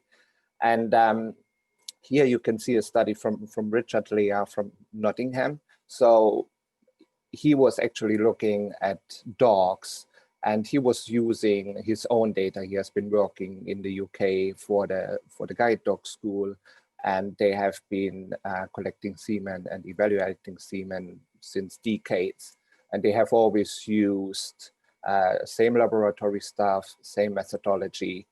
And that was a clear advantage in that study, since on the human side, it's always a bit controversial and argued how much actually the methods play a role, how much the people doing these assessments play a role. But in that study, it was pretty much always the same people, same lab. And also in animals, in dogs, they could see the same trends when it comes to semen quality, or if it comes to testicular cancer, or if it comes to cryptorchidism, which basically means that testicles are not going down to the scrotum. So he noticed the exact same trends in animals as well. And that kind of implies that there probably is a common cause to it. So, and that basically brings us really to the question, can we use those animals, of course, as a model to study the effects of environmental contaminants on humans? That's one thing. But then also it brings us probably also to that question, is there something, for instance, in the environment, in the lifestyle, is there a specific cause that affects humans and dogs as well, since they live in a very close environment, they share the same environment. And probably the even best model to use is to look at those Arctic animals. As we heard already earlier today, so in the Arctic, climate change is severe. So probably compared to other parts of the globe, that's where climate change happens the fastest. And also, if you look at Greenland, for instance, which is pretty much up in the north, so there you have even humans and, for instance, dogs, sled dogs, living even in a closer environment than in other parts of the world. And it's not only that they live in a very close or similar environment, but it's also in the Arctic, they share the same diet as well. And those contaminants I'm talking about, they can pretty much come from everywhere. So it's organic pollutants, inorganic pollutants, and from industrialization, from packaged materials we use. And just to come back to say a few words about this animal model, and that's a picture I think from the early, probably about 100 years ago, and already at that time they have been using actually animals as a model to notice the exposure to environmental contaminants. And here, this picture, for instance, you see a worker who was working in the coal mines, and he has these Canarian birds, and they always took these birds down to the mines, and just as an alarming system for the carbon monoxide. So whenever this Canarian bird would drop dead, the worker would have still some time to go outside the mine and hopefully survive. But still, this was a very drastic model. Of course, we don't have probably this kind of exposure anymore to environmental contaminants, that we have a very short and very severe exposure, but we still have a very, let's say, persistent exposure to a probably lower concentration of environmental contaminants, but still it is, and it's probably still good to actually look at the animals in order to understand what's happening to the humans. And a lot of models have been used, especially those companion animals like dogs and cats, to look at contaminants in the diet, in the environment, in packing materials of the diet.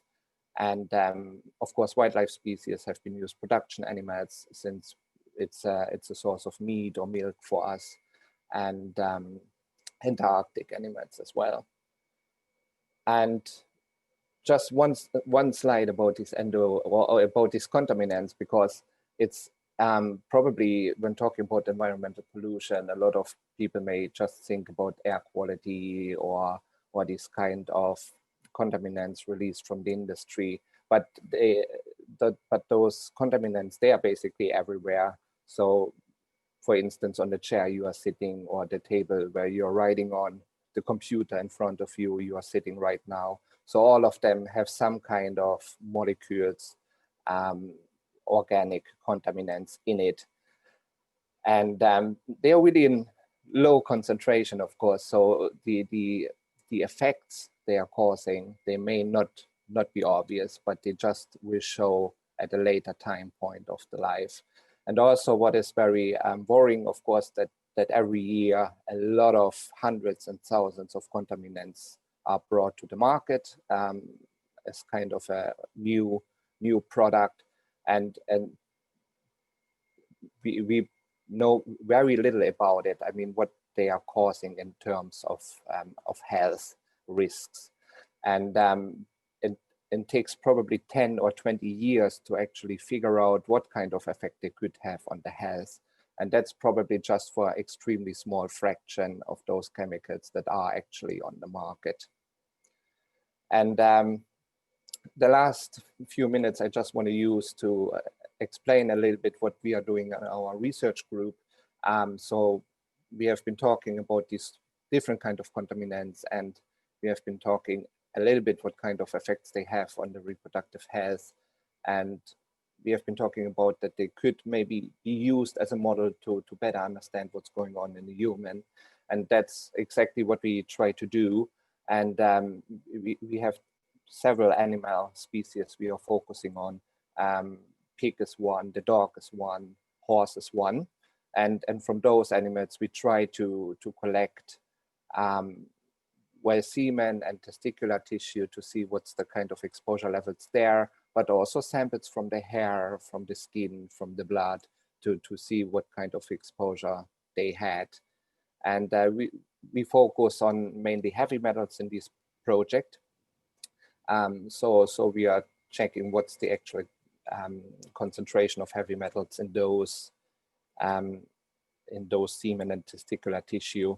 But also we try to combine it with some in vitro studies, in vivo studies, where we expose either semen, for instance, to different amounts of heavy metals, or then in kind of in vivo model where we try to use most likely fish to expose it to different types of chemicals, and where we try to look really into the sperm functions, different kind of sperm functions. We also look at the capacity of those semen to actually fertilize oocytes and the resulting embryonic development.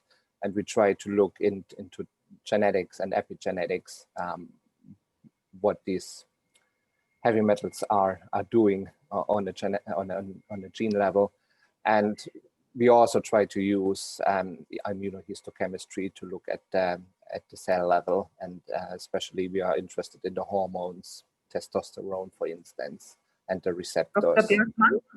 Yes. I am so sorry, but I will have to soon cut you off. We are running a little bit late on the schedule. If I could please ask you to wrap up.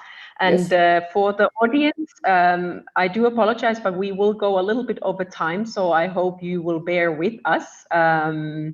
So we would really like to give everybody a chance to ask questions, and also for the last presenters to finish in peace. So just if you could please wrap up for us, Dr. Björkman. Yes. Thank you so much. Yes.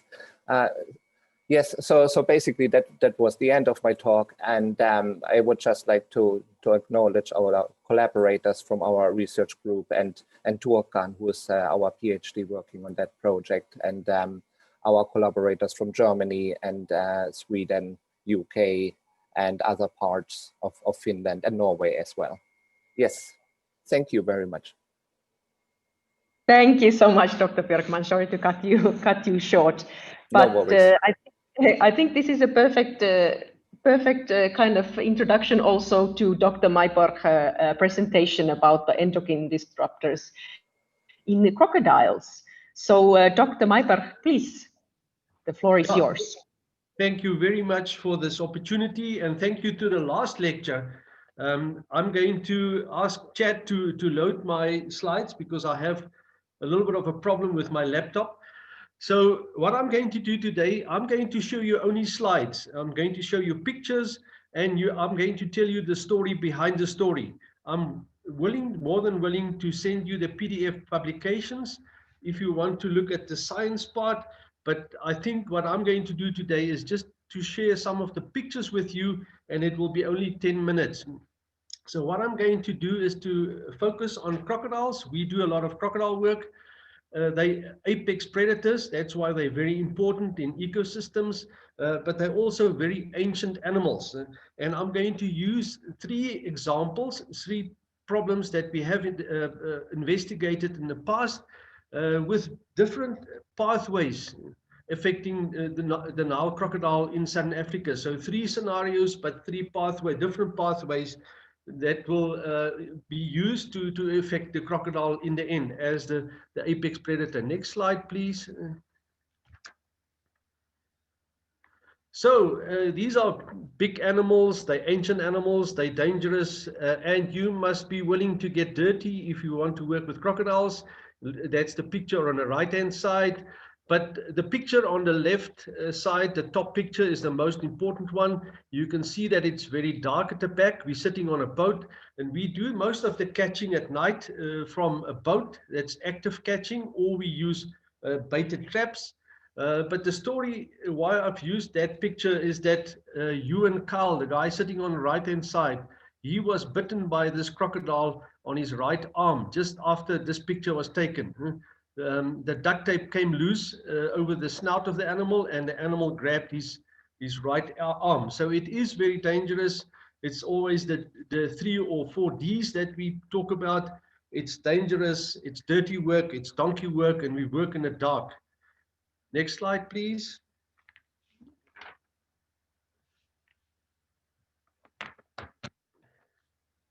So the previous speaker alluded to endocrine disruptors. We were very privileged to work with Professor Lou Gillette, the guy on the right-hand side with the white beard.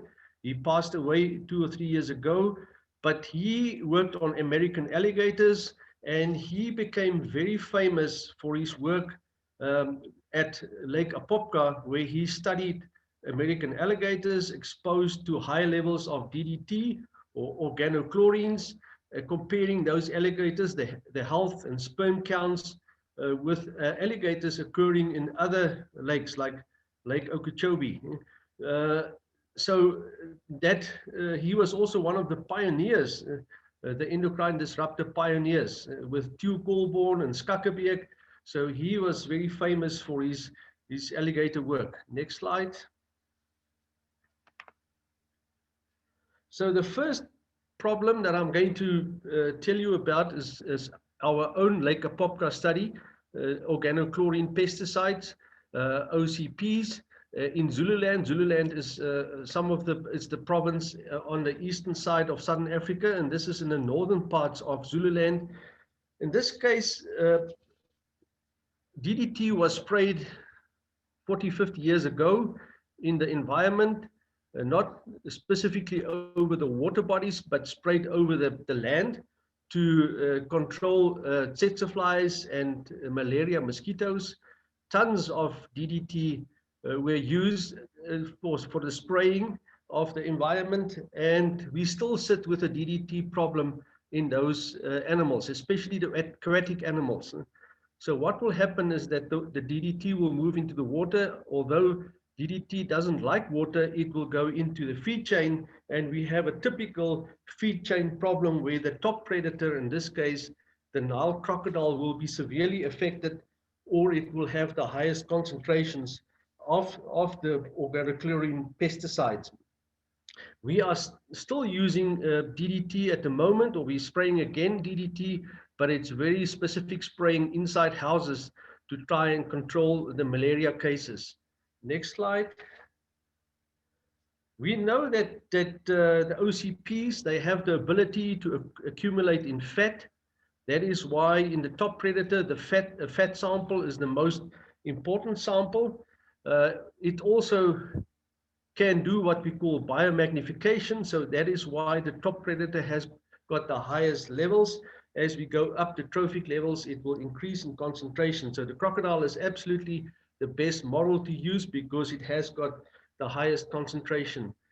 This work was done by Mark Humphreys from Wits University in Johannesburg, and he also detected and found high concentrations of DDT in fish, piscivorous birds, and invertebrates in the same ecosystem, aquatic ecosystem.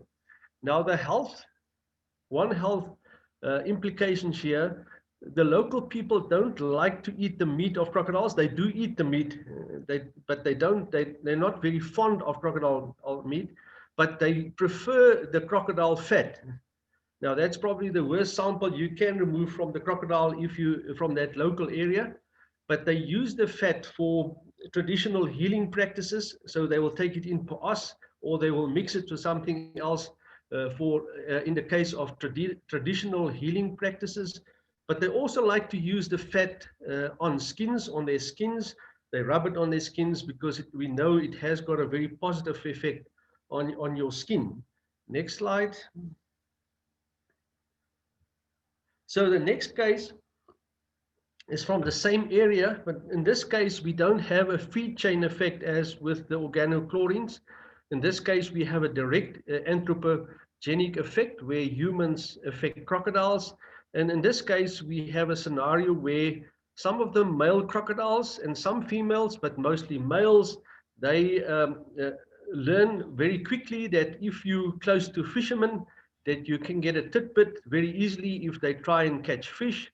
So these crocodiles swallow literally the hook, line, and sinker. So they swallow the sinkers. It's all made of lead. And the lead sinkers will stay in the stomach. The crocodile has got a very acid pH in the stomach. And these lead sinkers will dissolve over time, and the lead will be absorbed into systemic circulation of these crocodiles. Next slide, please. What we found in crocodiles that we did necropsies on, so emaciated crocodiles, quite a common sight in that area. So they lose weight chronically and eventually they just die. So emaciation is a big factor. We see a lot of crocodiles that is emaciated. What we found in all the crocodiles that we did necropsies on, we found lead sinkers or leftover of sinkers in their stomachs. So there's a strong association between emaciation and the lead sinkers. At this stage, we haven't got 100% proof that the lead is causing these emaciation problems. There was another study done by one of my PhD students. He surveyed or he collected whole blood from crocodiles, and lead concentrations were determined by a human lab. And we found extremely high concentrations of lead in some individuals, mostly males, not afraid of human and stealing bait from fishermen. And we couldn't detect any abnormal behavior. Remember, lead will affect the nervous system, but we couldn't see or we couldn't detect any abnormal behavior in those crocodiles with high lead concentrations in their blood. But we still think that the lead, because it will affect the nervous system, may affect some crocodiles or the crocodile's ability to hunt for food. Maybe they get slower and sluggish or not very nippy, and they can't catch food, and then they go into this vicious cycle where they just starve to death. Next slide. The last scenario is from Kruger National Park. Maybe some of you can still remember from 2008, we had a high die-off of crocodiles in Kruger National Park that the Kruger National Park is on our eastern border. It's on the border with Mozambique. And what happened in this case is where people tried to do good. The Mozambicans decided to build a dam or a lake on their side, and they also released a silver carp in that Masangir Dam to supply fish to the local communities. But this boomeranged because in 2008, when the dam was full, the fish moved upstream in the Olifants River or Elephants River and into South Africa and into Kruger National Park. And in the Kruger Olifants Gorge in Kruger National Park, we have a lot of crocodiles. They concentrated there, and this silver carp, these fish moved up in mass into Kruger in May 2008, and they were consumed by the crocodiles. There was like a feast, and the crocodiles died of pansteatitis. Next slide. Now, pansteatitis is where the fat of the crocodile, and we call it pansteatitis, steatitis, inflammation of fat. Pan is all the fat depots affected. You can see the top tail. This is the tail from the crocodile in the main slide. It's all affected. The fat, it's also called yellow fat disease. You can see the fat is inflamed, it's swollen, it's hard, it's yellow. And we think that these crocodiles die of exposure because all the fat depots in the body will become like soap. There's a saponification reaction. It's very, very hard. So you have fat around the heart, it will affect the heart. The tail will be affected and the animal can't swim. So these animals die of exposure due to this effect in the environment.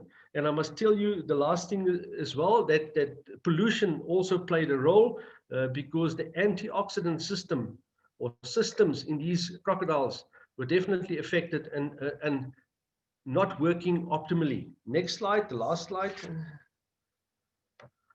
So this is our unique situation where we have our own Lake podcast in South Africa. Remember what we said about Lou Gillette? He became very famous with his work investigating alligator problems at Lake Apopka. So on the left side, we have wild crocodiles and we've got our water bodies, freshwater river at the bottom there. The river at the bottom is severely polluted. You can see the color is not 100% correct. So on the left side, we have crocodiles and we have polluted aquatic ecosystems. On the right-hand side, we have captive animals, crocodiles on commercial farms. And we have about 20 times more crocodiles on commercial farms if compared to the wild. We have about 300,000 crocodiles in captivity. We have the breeders, that's the top right-hand picture. Unfortunately, it's not easy to see, but you have breeders there, the mothers and fathers. These are big crocodiles, and we have a captive bred type of system in South Africa. We don't harvest any eggs from the wild. All the eggs will come from breeders on the farms. So, and the bottom right-hand side, this is a typical communal pen for crocodile that crocodile farmers use. So these are growers. These are about 1.5 to 2 meters long crocodiles, and it is much easier to work with crocodiles on farms. They're more tame, they're not as wild, and you have a large number of crocodiles available. And we use an e-stunner, a stunner that was developed in Australia to catch these crocodiles and to work with them. And so that is the system that we want to promote in future, to work on crocodile farms and then jump back to the wild, and not start in the wild, but start with crocodiles on commercial farms, develop tests or do our research there and go back to the wild, because it's much more difficult to work with wild crocodiles. Thank you. That's the last slide. Thank you very much, Dr. Myburgh. It is absolutely fascinating, especially for a Finnish veterinarian to hear about the crocodiles. I have one question. Were there any measures to get rid of the silver carp from the Olifants River? So it is a little bit of a delicate situation, because the silver carp is coming from the Mozambican side and it's affecting South Africa. So there's a political problem, but Luckily for us, and I didn't mention that in my talk, is that in 2008, the gorge was flooded because the dam wall, the Massengief dam wall, was not working 100%. There was a sluice gate that was not working properly. And some of you knowing Africa, there was a civil war going on in Mozambique. So in 2007, the French company fixed the sluice gate. And then the dam filled up completely to 100% capacity in 2007, 2008. And then the water pushed up into Kruger. But in May that same year, the sluice gate popped out again. So, and we're still now back to 50% capacity. So if the water level is very low, then the silver carp will not come into South Africa. But if the dam wall is working properly and the dam is 100% full, then the silver carp will come into South Africa, because the water is very, very shallow in the gorge, and the silver carp will stop before they will not go into the gorge. And in a way, that is stopping the problem. All right, thank you so much. I can see there is one more question there from Raimo Pohjanvirta from Finland. Is DDT still used as an insecticide in some countries in Africa? It is actively used in South Africa.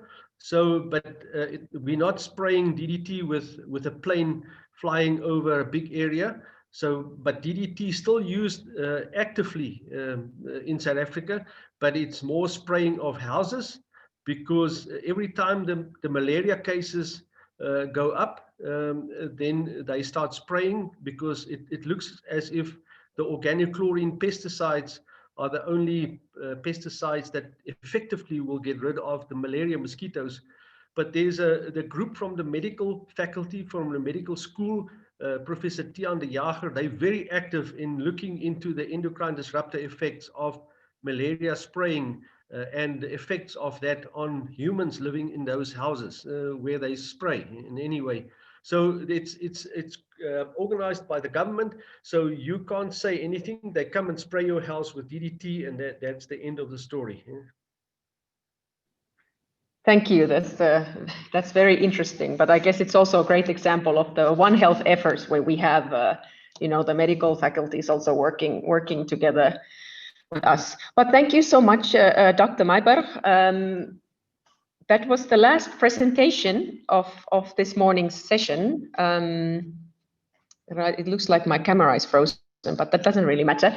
I have one question that I would like to address. It was at the open questions for everybody. It goes like this: after these great presentations, I wonder if we also had to question the way we use space for our living. The biggest land use driver is urbanization. While in Africa, the rural livelihood is part of the city lives. Animals live with us in the cities. Also, urban extension encroach in natural ecosystems and therefore break the ecosystem buffer.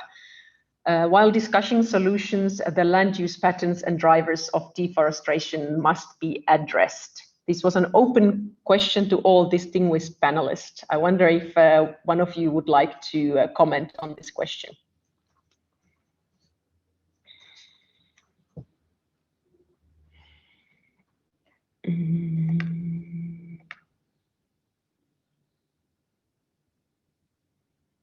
Perhaps Anita, I think you already had a comment there on the chat, but would you like to maybe extend your comment to all the listeners? Okay, I can make an attempt. As I said in my response, I believe it just emphasizes that we need to look into these drivers for human encroachment. And that means we need a really comprehensive One Health team that goes far beyond the natural scientists. But first of all, we need to get the politicians and their commitment on board. I believe, the trend, urbanization is going at the moment, is just not the right way, not conducive to preventing spillover of pathogens in future. Governments should really look into alternative, attractive solutions for people to live in rural areas and to have healthy livelihoods in rural areas. So the other thing is, obviously, we need economists, we need social scientists, because human behavior plays a big role in why people encroach into wildlife habitats, be it for agricultural purposes, be it in search of food and so on. So it really emphasizes the need for a multidisciplinary One Health team. Thank you very much. I think Professor Meyer also had a little comment on that. If you would like to share, please. Yes, sure. So my comment is, I think we need to look at things differently going forward, in that we mustn't see natural systems and urbanization as mutually exclusive. We actually need to have a situation where from an urban front, we bring in nature into our urban living. Buildings need to be operated on a more natural system that takes or looks at natural ecosystems and natural ways of doing things. So more green buildings, etc. But even just our own gardens and things like that, we need to take cognizance of nature, bring them back in. And if we are going to expand into natural systems, farming lands, we need to do it in a more natural way. So we take cognizance of nature around us, reduce pesticides, many of those sort of things, but also just create spaces in between where where nature can actually move. Obviously, there's a lot of factors that one needs to take into account in terms of crossover of diseases, zoonoses and that. But as Prof. Anita has alluded to, there's a lot of work that can be done on understanding these things by all scientists, both economists and medical scientists, vets, social scientists. It's all important, and I think we can work together to ensure that we have this sort of morph between urbanization and natural systems. Thank you very much, Professor Meyer. We are coming to the end of our webinar, but I would like to give the last words to the deans from our two respective veterinary faculties. So please, Dr. Naidu. Thank you. The stage is yours. Thank you. I think firstly, thank you to the Embassy for hosting the event. And thank you for the audience for joining us today. I know we keep saying COVID has changed how we do things, but I think the one thing COVID has done is it made things like this possible. A few weeks ago or a few years ago, we would have never thought of having a multidisciplinary talk online. And it shows how much you can achieve with technology, and technology being a positive disruptor. I also want to thank our presenters for the very thought-provoking research you're doing. To me, AMR and environmental health are two key issues. It's areas I'm directly involved with. And it's actually good to see that despite our countries being on literally the opposite side of the world, I think one of the presenters had it at 254 days or hours of drive apart, that we share similar issues. Obviously, there are differences. And I think in South Africa, the divergent economy is something that has a major impact, and antimicrobial resistance from the availability of drugs to farmers is of concern. I think Anita mentioned the 90-10 rule on health, but it equally applies to the agricultural economy of South Africa. I think 90% of all our product is from 10% of the farmers. And this highlights how positive research and impact can have major differences or bring about major differences to the lives of people. And I think this is where I see our faculties playing a major role going forward. Just last week, we had our faculty research day, and I challenged the faculty to think of our next. It's 100 years later, so what do we plan on doing next? And I think agriculture and sustainable farming has to be our way forward. And it is not just thinking of today and how we manage today, but it's to make sure that whatever we do allows for sustainable use of our resources so that the next generations also benefit. And illegal wildlife and the impact this is having is also something we need to tackle. I think if we don't do something now, we are going to lose a natural heritage that the next generations are never going to be able to enjoy. So all in all, I think I see our two faculties having strong ties moving forward. There's a number of areas we can collaborate.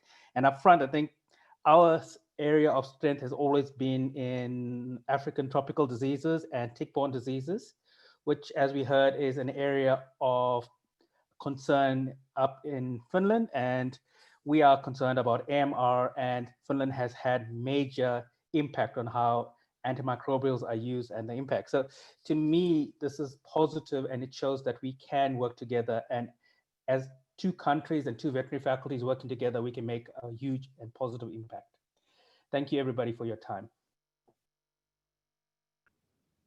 Thank you so much, Dr. Naidu, of the comments. And I would like to invite Dr. Sukura from Finland to say the final words. Go ahead.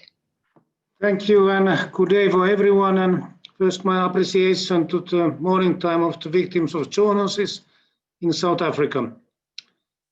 And I have to say that we in the research have very same view of the things. And my colleague Vinnie Naidu take all those words from my mouth. I was about saying the same things, that COVID has some restrictions to travels, but it also gives us these new tools to share with our views.